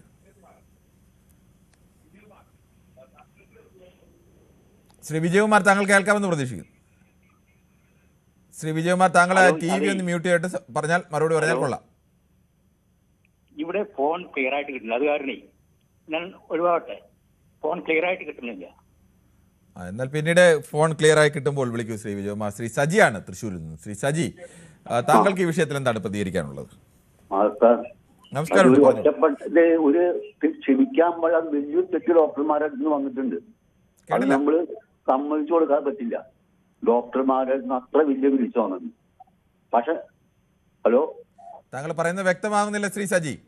ഞാൻ അതെ, ഡോക്ടർമാരുടെ ഭാഗത്ത് ക്ഷമിക്കാൻ പാടില്ലാത്ത വീഴ്ച വന്നിട്ടുണ്ട്. ഹലോ, താങ്കളെ TV മ്യൂട്ട് ചെയ്തിട്ട് സംസാരിച്ചു കഴിഞ്ഞാൽ കറക്റ്റായി പറയാം. TV മ്യൂട്ട് ചെയ്തേക്കാണല്ലോ. പറഞ്ഞോളൂ. അത് ഡോക്ടർമാർക്ക് ഒരു ക്ഷമിക്കാൻ പാടാതെ തെറ്റു വന്നിട്ടുണ്ട്. പക്ഷെ നമ്മൾ ഒരു കാര്യം മനസ്സിലാക്കണം, നമ്മുടെ ആരോഗ്യ മേഖല, ഞാൻ വെറുതെ 2 ദിവസമായിട്ട് ഈ ചർച്ച വന്നപ്പോൾ ഞാൻ വെറുതെ ഒന്ന് സെർച്ച് ചെയ്ത് നോക്കി. കഴിഞ്ഞ ഒരു വർഷം നടന്നിരിക്കുന്ന സർജറി 1 ലക്ഷം, ഒരു 2024-2025 1,10,000 സർജറിയാണ്. ആരെങ്കിലും അത് അറിഞ്ഞിട്ടുണ്ടോ? ആരെങ്കിലും ഇത് പറഞ്ഞിട്ടുണ്ടോ? അതിൽ എത്ര തെറ്റു വന്നു സാർ? 1,10,000. 2024-2025 നമ്മുടെ ഗവൺമെന്റ് ഹോസ്പിറ്റലിൽ മാത്രം കേരളത്തിലെ സർക്കാർ ആശുപത്രിയിൽ കയറിയിറങ്ങിയ രോഗികളുടെ എണ്ണം 11 കോടി. ശ്രീ സജി, എനിക്ക് താങ്കൾ പറയുന്ന കണക്ക് ശരിയാണോ തെറ്റാണോ എന്ന് പറയാൻ തൽക്കാലം എന്റെ മുന്നിൽ ആ കണക്കില്ല, അല്ലെങ്കിൽ ഞാൻ എന്റെ കണക്ക് പരിശോധിക്കണം. എന്നാലും താങ്കൾ പറഞ്ഞു, ഞാൻ പറഞ്ഞാണ് വെച്ചാൽ പലപ്പോഴും പലരും വിളിച്ചു പറയുന്ന കണക്കുകൾ പലതും തെറ്റാവാറുണ്ട്. അതുകൊണ്ട് താങ്കൾ പറഞ്ഞ കണക്ക് ചിലപ്പോൾ ശരിയാവാം, തെറ്റാവാം. പക്ഷെ എന്റെ മുന്നിൽ ആ കണക്കില്ലാത്തതുകൊണ്ട് ഞാനത് വെരിഫൈ ചെയ്യുന്നില്ല. താങ്കൾ പറഞ്ഞോളൂ. ഒറ്റപ്പെട്ടപ്പോ 2-3 സംഭവം ഉണ്ടായിട്ടുണ്ടാവും. അടച്ച ആക്ഷേപിക്കരുത്, വളരെ മോശം. ശ്രീ രവി, നമ്മൾ ഈ ചർച്ച തുടങ്ങിയപ്പോൾ എവിടെയെങ്കിലും നമ്മൾ അടച്ചാക്ഷേപിച്ചോ? നിങ്ങളെ തെറ്റുണ്ടാവുന്നതിനെ തെറ്റിന്റെ വീഴ്ചയായിട്ട് അംഗീകരിക്കണ്ടേ? എന്തുകൊണ്ട് നിരന്തരം കേരളത്തിൽ മുൻപില്ലാത്ത വിധം കേരളത്തിൽ നിരന്തരമായ തെറ്റുകൾ ആവർത്തിക്കപ്പെടുന്നു, നിരന്തരം വീഴ്ചകൾ ഉണ്ടാവുന്നു? അങ്ങനെ വീഴ്ചകൾ ഉണ്ടായിട്ട് വീണ്ടും ആ കാര്യത്തിൽ നടപടി ഉണ്ടാവുന്നില്ലാത്തത് കൊണ്ടല്ലേ വീണ്ടും ആ വീഴ്ച ഉണ്ടാവുന്നത്? ഈ ഇടത്തെ കാലിന് പകരം വലത്തെ കാലിൽ ശസ്ത്രക്രിയ നടത്തുക, കുഞ്ഞിന്റെ കൈവിരലിന് പകരം നാവിൽ ശസ്ത്രക്രിയ നടത്തുക, ഇതെല്ലാം എത്ര തവണ ഉണ്ടായി, എന്നിട്ടൊന്നും ഒരു നടപടി ഉണ്ടാവുന്നില്ലല്ലോ. ഞാൻ ഒരു കാര്യം പറയട്ടെ, ഈ 3 സംഭവത്തിന്റെ പേരിലാണ് പറയുന്നത്. 3 സംഭവം ഞാൻ വേണമെങ്കിൽ ഒരു 20 സംഭവം നിരത്തി വായിച്ചു കേൾപ്പിക്കാം. അങ്ങനെയാണ് സാർ, നിങ്ങളുടെ ചാനലുകൾ റിപ്പോർട്ട് ചെയ്ത 1000 പ്രൈവറ്റ് ഹോസ്പിറ്റലിലെ പേരുള്ള 1000 കേസ്. അത് ഞാൻ പറഞ്ഞില്ലല്ലോ ശ്രീ രവി. പ്രൈവറ്റ് ഹോസ്പിറ്റലെല്ലാം മോശമാണ് ഞാൻ പറഞ്ഞു. പ്രൈവറ്റ് ഹോസ്പിറ്റലെല്ലാം മഹത്തായ രീതിയിൽ നടക്കുന്നത്. ഒരു തെറ്റ് രവിക്ക് ഒരു തെറ്റുണ്ടെങ്കിൽ 4 ചുറ്റും കാണുന്ന അവരെല്ലാം എന്നെക്കാൾ വലിയ കള്ളന്മാരാണെന്ന് പറയുകയാണോ വേണ്ടത്? അതല്ലല്ലോ. ആ തെറ്റിനെ വിമർശിക്കാനുള്ള ആർജവമല്ലേ കാണിക്കേണ്ടത്? നിങ്ങൾ തന്നെ പറയുന്നു 1ാം പിണറായി സർക്കാരിനെ രക്ഷിച്ചെടുത്തത് ആരോഗ്യവകുപ്പായിരുന്നു. അവർ ജയിക്കാൻ കാരണം അല്ലേ? അതെ, അതിൽ രക്ഷിക്കാൻ കാരണമെന്നല്ല ഞാൻ പറഞ്ഞത്. രണ്ടാമത്തെ ഒരു ഇടത് സർക്കാർ ഉണ്ടാവാനുള്ള കാരണങ്ങളിൽ പ്രധാനപ്പെട്ട ഒരു ഘടകം അത് ആരോഗ്യവകുപ്പിന്റെ പ്രവർത്തനങ്ങളായിരുന്നു. പ്രത്യേകിച്ച് ആരോഗ്യമന്ത്രിയുടെ പ്രതിച്ഛായ കൂടി ആയിരുന്നു, സംശയമില്ല. ഞാനിപ്പോഴും പറയുന്നു 3ാം പിണറായി സർക്കാരിനും ഈ ആരോഗ്യവകുപ്പ് തന്നെയായിരിക്കും. അതിലൊരു കാരണമായിരിക്കും അത്. അവർ വീണ്ടും കയറുന്നുണ്ടെങ്കിൽ അത് കണക്കൂട്ടി വെച്ചോ. എന്റെ അഭിപ്രായം കഴിഞ്ഞു. താങ്കൾക്ക് അങ്ങനെ പറയാനുള്ള അവകാശം താങ്കൾക്ക് എന്തായാലും ഉണ്ട്. എന്തായാലും പുറത്തുനിന്ന് വിലയിരുത്തുന്ന ഒരു മനുഷ്യർക്ക് ഈ കേരളത്തിലെ മറ്റു പല, എനിക്ക് തോന്നുന്നു കേരളത്തിലെ ആകെ വകുപ്പുകളിൽ ഏറ്റവും കൂടുതൽ കഴിഞ്ഞ 5 വർഷത്തിനിടയിൽ ആക്ഷേപങ്ങളും പരാതികളും കേൾക്കേണ്ടി വന്ന ഒരു വകുപ്പാണ് ആരോഗ്യവകുപ്പ്. ടാർഗറ്റ് ചെയ്യാനേ അവരെ മാത്രമായിട്ട്. എങ്ങനെ അവരെ എന്തിനാ ടാർഗറ്റ് ചെയ്യുന്നത്? ആ വകുപ്പ് മോശമായിട്ടല്ലേ ആളുകൾ ടാർഗറ്റ് ചെയ്യുന്നത്? അല്ലാതെ ഈ മന്ത്രിയെ ടാർഗറ്റ് ചെയ്യുന്ന കൊള്ളാവുന്ന വകുപ്പുകൾ ഭരിക്കുന്ന മന്ത്രിമാരെ ആരെങ്കിലും ടാർഗറ്റ് ചെയ്യുന്നുണ്ടോ? വകുപ്പിനല്ല സർ, അവര് ആ മന്ത്രിനെ ടാർഗറ്റ് ചെയ്യും. മന്ത്രിയെ ടാർഗറ്റ് ചെയ്യില്ലേ? സ്വാഭാവികമല്ലേ? അല്ലെങ്കിൽ പിന്നെ മന്ത്രിസ്ഥാനത്ത് കയറി ഇരിക്കുന്ന ഒരാൾ എങ്ങനെയാണ് ഇരിക്കുന്നത്? മന്ത്രി ആ വകുപ്പിൽ കുഴപ്പം വന്നാൽ ആ വകുപ്പിന്റെ ഉത്തരവാദിയായ മന്ത്രിയെ ടാർഗറ്റ് ചെയ്യും ആൾക്കാർ. ആ ടാർഗറ്റ് ചെയ്യുന്ന ഒരു തെറ്റല്ല. അത് ഏറ്റുവാങ്ങാൻ തയ്യാറുള്ളവർ മാത്രമേ ആ സ്ഥാനത്ത് കയറി ഇരിക്കാവൂ. മന്ത്രി അറിഞ്ഞിട്ട് അവർ നടപടി എടുക്കാതെ. മന്ത്രി അറിഞ്ഞിട്ട് എന്ത് നടപടി എടുത്തത്? ഇത്രയും കാലം തടയാൻ പറ്റാത്ത ഒരു മന്ത്രിയാണോ നടപടി എടുത്തത്? എല്ലാ അന്വേഷണം 42 അന്വേഷണം കൊണ്ടാണ് പറഞ്ഞേക്കുന്നത്. എവിടെയാണ് നടപടികൾ കാര്യമായിട്ടുണ്ടായത്? സസ്പെൻഡ് ചെയ്തില്ലേ? ഒരാളെ സസ്പെൻഷൻ ആണോ നടപടി? സസ്പെൻഡ് ചെയ്തില്ലേ? ഈ പിന്നെയും ആവർത്തിക്കല്ലേ? കടുത്ത നടപടികൾ ഉണ്ടെങ്കിൽ ഇങ്ങനെ ആവർത്തിക്കുമോ? അവർക്ക് അതിന് അവസാനം പാടാൻ മറ്റേ ഡോക്ടർമാരുടെ സംഘടന അവർക്ക് വേണ്ടിയിട്ട്. അത് സ്വാഭാവികമല്ലേ? അവരുടെ സംഘടന അവർക്ക് വേണ്ടിയല്ലേ നിൽക്കുന്നത്. അപ്പൊ ആ ഭാഗങ്ങളിൽ കാണാൻ കേട്ടോ. ഇനിയെങ്കിലും താങ്കൾ മനസ്സിലാക്കേണ്ടത്, ഒരു ഭാഗത്ത് തെറ്റ് വന്നാൽ ഇതേ ആളുകൾ തന്നെയാണ്. നമ്മുടെ ഈ ചർച്ചയിൽ തന്നെ നമ്മൾ പറഞ്ഞു, 1ാം സർക്കാരിന്റെ കാലത്ത് ഉണ്ടായിരുന്ന പ്രതിച്ഛായ മെച്ചപ്പെട്ട പ്രതിച്ഛായ ആരോഗ്യവകുപ്പിന്റേതായിരുന്നു. ഇപ്പോൾ അങ്ങനെയല്ല. മറ്റു പല വകുപ്പുകളുണ്ട്. ആ വകുപ്പുകൾക്കെതിരെ ഇങ്ങനെ ആരോപണം വരുന്നില്ലല്ലോ. ഈ 3ാം പിണറായി സർക്കാർ വരുന്നുണ്ടെങ്കിൽ അതിന്റെ പ്രധാന കാരണം കാരണമാണ് താങ്കളുടെ വിലയിരുത്തൽ. അങ്ങനെ ഓരോരുത്തർക്കും അവരവരുടെ രീതിയിൽ വിലയിരുത്താൻ എല്ലാവിധ അവകാശവും നാട്ടിലുണ്ട്. അതിന് ആർക്കും ആരെയും കുറ്റം പറയാനൊന്നും കഴിയില്ല. അത് താങ്കളുടേതായി. ശ്രീ കൃഷ്ണകുമാറാണ് ഹൈദരാബാദിൽ നിന്ന്. ശ്രീ കൃഷ്ണകുമാർ, താങ്കൾ എങ്ങനെയാണ് ഇപ്പോഴത്തെ കേരളത്തിന്റെ ആരോഗ്യവകുപ്പിൽ ഉണ്ടാവുന്ന ഈ വീഴ്ചകളെ കാണുന്നത്? ആദ്യമായിട്ട് പറയാനുള്ളത്, കേരളത്തിലെ ആരോഗ്യവകുപ്പ് ഇന്ത്യയിലെ നമ്പർ 1 തന്നെയാണ്. അതിൽ യാതൊരു സംശയവുമില്ല. ചില പുഴുക്കുത്തുകൾ ഉണ്ട്. തെറ്റ് സംഭവിക്കുന്നത് ആരുടെ ഭാഗത്തു നിന്നാണെന്നുണ്ടെങ്കിൽ അവർക്കെതിരായിട്ട് ശക്തമായിട്ടുള്ള നടപടി എടുക്കണം. നിങ്ങൾ തന്നെ പറഞ്ഞു, ഇപ്പോ നടപടിയിലെ സ്ട്രെങ്ത് കുറവാണ്, അതുകൊണ്ടാണ് റിപ്പീറ്റ് ചെയ്യുന്നത്. അതിനോട് ഞാൻ യോജിക്കുന്നു. ശക്തമായ നടപടി വേണം. കാരണം ഡോക്ടർമാർ അവരുടെ MBBS ഡിഗ്രി കിട്ടുമ്പോൾ ഒരു സർട്ടിഫിക്കറ്റ് എടുക്കുന്നുണ്ട്. അവര് അഴിമതിക്കെതിരായിട്ട് എവിടെ രോഗികളുണ്ടെങ്കിൽ അവർ ചികിത്സിക്കുന്നത്. ഈ പറയുന്ന ഡോക്ടർ, അവിടുത്തെ ഹെഡായിരുന്ന ഡോക്ടർ നോൺ പ്രാക്ടീസ് അലവൻസ് മേടിച്ചതായിട്ട് മന്ത്രി പറയുന്നുണ്ട്. അതേസമയം അവർ വീട്ടിൽ പ്രാക്ടീസ് ചെയ്തതായിട്ട് കാണിക്കുന്നുണ്ട്. അതൊരു തെറ്റ് തന്നെയാണ്. അതോടൊപ്പം തന്നെ നാട്ടിൽ നടക്കുന്ന ഇതിന്റെ പേരിൽ മന്ത്രിക്കെതിരായിട്ട് നടക്കുന്ന പ്രകടനത്തിൽ യാതൊന്നുമില്ല. അത് ക്ലിയർ പൊളിറ്റിക്സ് മാത്രമാണ്. കാരണം ഏതെങ്കിലും ഹോട്ടലിൽ ഭക്ഷ്യവിഷബാധ ഉണ്ടായ രാജ്യത്തെ ഹോട്ടലുകൾ മുഴുവൻ അടച്ചിടണമെന്ന് ആരെങ്കിലും പറയുമോ? അതല്ലെങ്കിൽ ഏതെങ്കിലും ട്രെയിൻ അപകടമോ ഫ്ലൈറ്റ് അപകടമോ ഉണ്ടായ ആ മന്ത്രിയുടെ തലയിൽ അതിന്റെ ഉത്തരവാദിത്വം വയ്ക്കുന്നുണ്ടോ? ഇല്ലല്ലോ. ഇത് അതുപോലെ സീരിയസ് ആണ്. പേഷ്യൻസ് ആണ്, പാവപ്പെട്ടവർക്ക് പോകുന്ന സ്ഥലമാണ് പ്രൈവറ്റ് ഹോസ്പിറ്റൽ, ഗവൺമെന്റ് ഹോസ്പിറ്റലുകൾ. അതിന് കുറച്ച് സീരിയസ്നെസ് വേണം. അതിനാണ് സ്ട്രിക്റ്റ് ആയിട്ടുള്ള ആക്ഷൻ എടുക്കേണ്ടത്. അല്ലാതെ അതിന്റെ പേരിൽ മന്ത്രിയെ ഒരു ബലിയാടാക്കുന്നതിൽ യാതൊരു അർത്ഥവുമില്ല. കേരളത്തിലെ ആരോഗ്യവകുപ്പ് നമ്പർ 1 തന്നെയാണ്. ശരി, ഓക്കെ. താങ്കളുടെ അഭിപ്രായം വളരെ വിലപ്പെട്ട അഭിപ്രായം തന്നെയാണ്. തുടക്കം മുതൽ തന്നെ നമ്മൾ ആവർത്തിച്ച് പറഞ്ഞാണ് കേരളത്തിൻ്റെ ആരോഗ്യവകുപ്പ് ആരോഗ്യ മേഖലയും ഇന്ത്യയിൽ ഏറ്റവും മെച്ചപ്പെട്ടത് തന്നെയാണ്. അതിൽ യാതൊരു സംശയവുമില്ല. പക്ഷേ ആ മെച്ചത്തിൻ്റെ പ്രതിച്ഛായ നിലനിർത്താൻ നിലവിലെ ആരോഗ്യ സംവിധാനത്തിന് കഴിയുന്നുണ്ടോ എന്നിടത്താണ് കൂടുതൽ വിമർശനങ്ങൾ ഉണ്ടാകുന്നത്. അത് സ്വാഭാവികമാണ്. അവിടെ ആരും ഒറ്റതിരിഞ്ഞ് ആക്രമിക്കുന്നു എന്ന് പറഞ്ഞാൽ കാര്യമില്ല. ശ്രീ കൃഷ്ണകുമാറാണ് പാലക്കാട് നിന്നും. ശ്രീ കൃഷ്ണകുമാർ, താങ്കൾ ഒരു നിമിഷം ഒന്ന് വെയിറ്റ് ചെയ്യുക. ഞാൻ വേഗത്തിൽ കുറച്ച് കമൻറ്റുകളൊന്ന് വായിക്കാം എന്ന് പറയുന്നു. അന്ന് അഭിമാനമായിരുന്നെങ്കിൽ ഇന്ന് അപമാനം തന്നെയാണെന്ന് സദാശിവൻ നായർ പറയുന്നു. എപ്പടി ആരോഗ്യവകുപ്പ് എപ്പടിയേ ആരോഗ്യം അപ്പടിയേ ചാമി എന്ന കോമഡി പാട്ട് പോലെയായെന്നും ശശിധരൻ പിള്ള പറയുന്നു. ശാന്തകുമാരി പറയുന്നു അന്ന് അഭിമാനമായിരുന്നെങ്കിൽ ഇന്ന് അപമാനമാണ്. ഗ്ലാഡിയേറ്റർ പറയുന്നു അങ്ങനെ ഒരു അവസ്ഥ താങ്ങാനുള്ള ശേഷിയില്ലാത്തതുകൊണ്ടാവും കേരളത്തിൽ ഇന്നോളം ആരോഗ്യരംഗം പുരോഗമിച്ചിട്ടില്ലാത്ത അമേരിക്കയിലേക്ക് ക്യാപ്റ്റൻ പോകുന്നത്. അത് രണ്ടും രണ്ട് വിഷയമാണ്. റഹീമയ്ക്കാണ് ഇത് സംഭവിച്ചിരുന്നെങ്കിൽ അവരിങ്ങനെ തൊടിന്യായം പറയുമായിരുന്നു എന്ന് സദാശിവൻ നായർ ചോദിക്കുന്നു.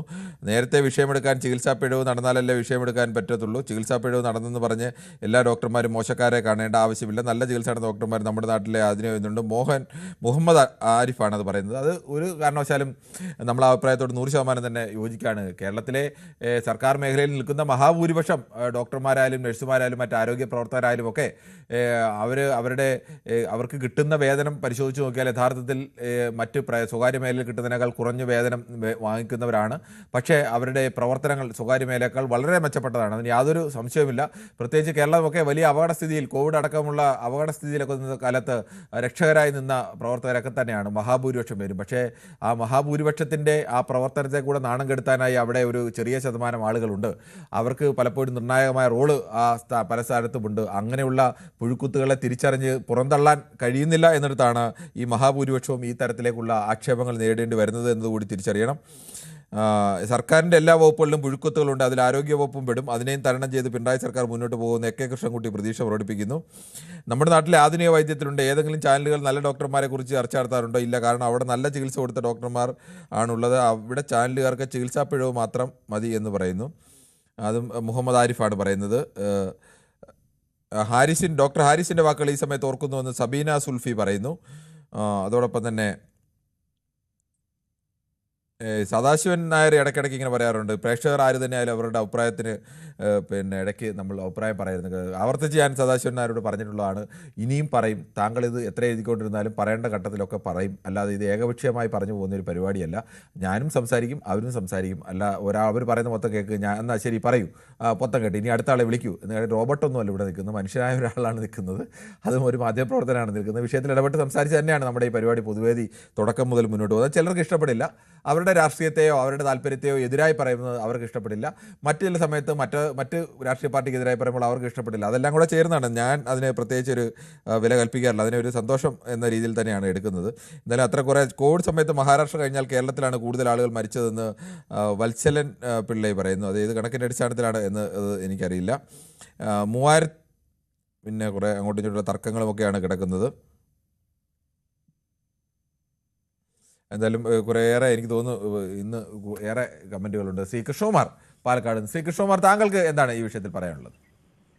സാറേ, ഞാനും എൻ്റെ കുടുംബവും കുറേ കാലങ്ങളായിട്ട് ഈ സർക്കാർ ആശുപത്രികളെ തന്നെയാണ് ഓരോ കാര്യങ്ങൾക്കുമായി സമീപിക്കുന്നത്.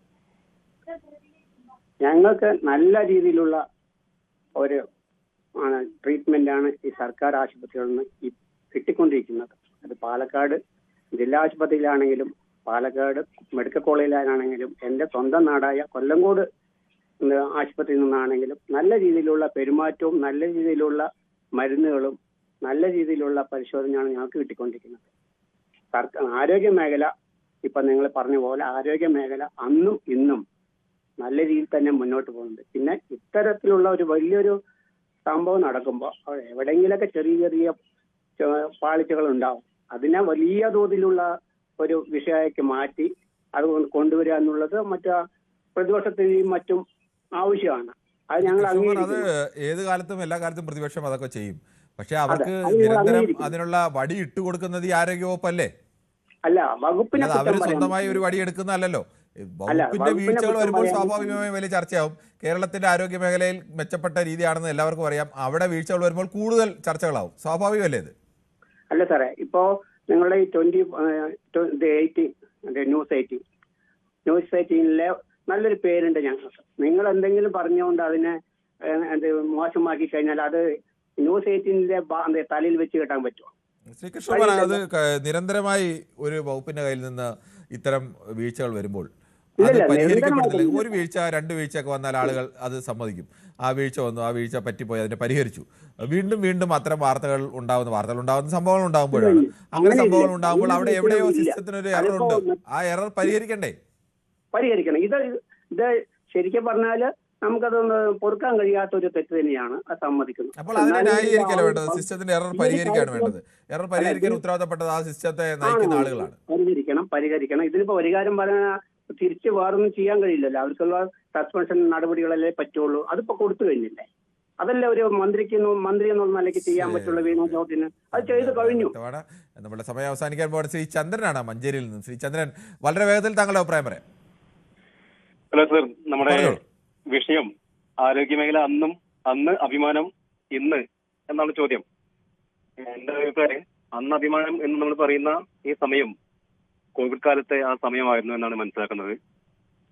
അന്ന് അഭിമാനമായിരുന്നെങ്കിൽ അതിലേറെ അഭിമാനമുള്ള സമയമാണ് ഇന്ന് എന്നാണ് എന്റെ അഭിപ്രായം. അതിൽ ഇത്തരം ചില കാര്യങ്ങൾ ഒറ്റപ്പെട്ട സംഭവങ്ങൾ ഉണ്ടാകുമ്പോൾ അതിനെ അല്ല നമ്മൾ ഹൈലൈറ്റ് കാണിക്കേണ്ടത്, അഭിവൃദ്ധി കാണിക്കേണ്ടത്. മറിച്ച് നമ്മുടെ ഈ മേഖല ഇന്ന് കൈവരിച്ചിരിക്കുന്ന നേട്ടത്തെ അതിന് കൂടുതൽ ശക്തിപ്പെടുത്താനാണ് ശ്രമിക്കേണ്ടതെന്നാണ് എനിക്ക് പറയാനുള്ളത്. നമ്മുടെ ഈ മേഖല മുൻപത്തെ അപേക്ഷിച്ച് എല്ലാ ജില്ലയിലും കാത്ത് ലാബ് വന്ന ഏക സംസ്ഥാനം ഇപ്പം ഇടുക്കി ജില്ലയിൽ നല്ല അനുമതി ആയിട്ടുണ്ട്. മറ്റു 13 ജില്ലയിൽ കാത്ത് ലാബ് ചന്ദ്രൻ, നമ്മൾ ആരോഗ്യ മേഖലയിൽ കേരളം കൈവരിച്ച നേട്ടത്തെയോ അല്ലെങ്കിൽ കേരളത്തിൻ്റെ മെച്ചപ്പെട്ട ആരോഗ്യ മേഖല സംവിധാനത്തെ ഒന്നും നമ്മൾ ഒരിക്കലും കുറ്റം പറയുന്നില്ല എന്ന് മാത്രമല്ല, അത് കേരളത്തെ സംബന്ധിച്ച് വലിയ നേട്ടം തന്നെയാണ്, അതിന് യാതൊരു സംശയമില്ല. അത് ഈ സർക്കാരിൻ്റെ മാത്രം നേട്ടമൊന്നുമല്ല, കാലങ്ങളായി കേരളം ഭരിച്ച സർക്കാരുകളുടെ ഒക്കെ നേട്ടത്തിൻ്റെ ഫലമാണ് ഇപ്പോഴുണ്ടായിരിക്കുന്ന ഈ ഒരു വലിയ സംവിധാനമൊക്കെ. പക്ഷേ ആ സംവിധാനത്തിൽ നിരന്തരമായി താങ്കൾ പറഞ്ഞ ഒറ്റപ്പെട്ട എന്ന് പറഞ്ഞാൽ ഒറ്റപ്പെട്ട സംഭവങ്ങൾ ആവർത്തിക്കുന്നു. അതുകൊണ്ടാണ് ഇത് ചർച്ചയാവുന്നത്. നിരന്തരമായി എന്ന് പറഞ്ഞത് ശരിയാണോ? താങ്കൾക്ക് ഞാൻ ഒരു 10 സംഭവത്തിന്റെ ഗുരുതരമായ അതല്ല, വേണമെങ്കിൽ ഒരു 10, 15, 20 കണക്കുകൾ കൂടി വായിക്കാനും തയ്യാറാണ്. അല്ല, കണക്ക് ഉണ്ടാവുക. നമ്മുടെ ഒരു കേരളത്തിലെ നമുക്കറിയാലോ എത്രയോ സർക്കാർ ആശുപത്രികളും സംവിധാനങ്ങളൊക്കെ ഇഷ്ടം വളരെയധികം ഉള്ളതാണ്. അവിടെ ഇത്ര പ്രശ്നങ്ങളുണ്ടാവും. കോടിക്കണക്കിന് ജനങ്ങൾ 2-3 കോടി ജനങ്ങളുടെ സ്ഥലത്ത് അതിനുള്ള ചികിത്സാ സംവിധാനങ്ങളൊക്കെ നൽകുമ്പോൾ തീർച്ചയായിട്ടും പ്രശ്നങ്ങളൊക്കെ ഉണ്ടാവും. പക്ഷേ അതിനൊക്കെ ശക്തമായ നടപടി വേണം. ഇത്തരം നമ്മുടെ ഒരു ഈ ആരോഗ്യ മേഖലയ്ക്ക് ഇങ്ങനെ സംഭവങ്ങൾ ഉണ്ടാവുക എന്നുള്ളത് ശരിക്കും തീർച്ചയായിട്ടും അത് അപമാനകരമാണ്. അത് ഇല്ലാതിരിക്കുന്ന നടപടി ഉണ്ടാകണം. മാത്രമല്ല നമ്മുടെ ഈ സംസ്ഥാനത്തെ സംബന്ധിച്ച് കേരളം എന്ന് പറഞ്ഞ ആരോഗ്യ മേഖല ചന്ദ്രൻ ഇടപെടുന്നത്. എന്തായാലും കേരളത്തിന്റെ ആരോഗ്യ മേഖലയിലെ നേട്ടങ്ങളെക്കുറിച്ചും അതോടൊപ്പം തന്നെ കേരളത്തിന്റെ ആരോഗ്യ മേഖലയിൽ ഇപ്പോൾ ഉണ്ടാകുന്ന എന്തുകൊണ്ടാണ് ഈ തരത്തിലേക്കുള്ള വീഴ്ചകൾ ഉണ്ടാകുന്നത് അതിനെ അനുകൂലിച്ചും എതിർത്തുമൊക്കെ പറഞ്ഞ ആളുകളുണ്ട്. അതിനെ അന്തമായിനായി ഇതൊന്നും ഒന്ന് കണക്കാക്കുക പോലും വേണ്ട, ഇതൊന്നും ഒരു കുഴപ്പമേ അല്ല, അതിനേക്കാളൊക്കെ വലിയ നേട്ടമാണ് എന്ന് പറഞ്ഞവരും, അങ്ങനെയല്ല കേരളത്തിന്റെ ആരോഗ്യ മേഖല സമ്പൂർണ്ണമായി തകർന്നിരിക്കുന്ന അവസ്ഥയിലാണ്, വെന്റിലേറ്ററിലാണ് എന്ന് പറഞ്ഞവരും ഒക്കെ ഉണ്ട്. വളരെ നിഷ്പക്ഷമായി അങ്ങനെയൊന്നും അല്ലാതെ കുറെ കൂടി കാര്യങ്ങളെ വിലയിരുത്തി കൊണ്ട് കേരളത്തിന് ഈ നേട്ടങ്ങളൊക്കെ ഉള്ളപ്പോഴും ഇത്തരം വീഴ്ചകൾ പരിഹരിക്കാനുള്ള ഇടപെടലുകൾ കൂടിയാണ് വേണ്ടത്. അത്തരം ഇടപെടലുകളുടെ കാര്യത്തിൽ ജാഗ്രത കുറവുണ്ടായിട്ടുണ്ട് എന്ന് ചൂണ്ടിക്കാണിച്ചവരുമൊക്കെ ഉണ്ട്. പലതരത്തിലുള്ള വിഷയമാണിത്. പ്രത്യേകിച്ച് തെരഞ്ഞെടുപ്പ് കാലത്ത് ഇത്തരം വിഷയങ്ങളിലൊക്കെ രാഷ്ട്രീയ പാർട്ടി ആഭിമുഖ്യമുള്ള അഭിപ്രായങ്ങൾ പറയുമ്പോൾ അവരുടെ അഭിപ്രായത്തോട് കൂടുതൽ, അവരുടെ രാഷ്ട്രീയ ആഭിമുഖ്യത്തോട് കൂടുതൽ ചേർന്ന് നിൽക്കും. അങ്ങനെയൊക്കെ തന്നെ അഭിപ്രായങ്ങൾ വരുന്നത് തന്നെയാണ് നമ്മുടെ പരിപാടിയുടെ പ്രത്യേകതയും. എന്തായാലും നമുക്ക് നാളെയും ഇതേ സമയം ന്യൂസ് 18 പൊതുവേദി മറ്റൊരു വിഷയവുമായി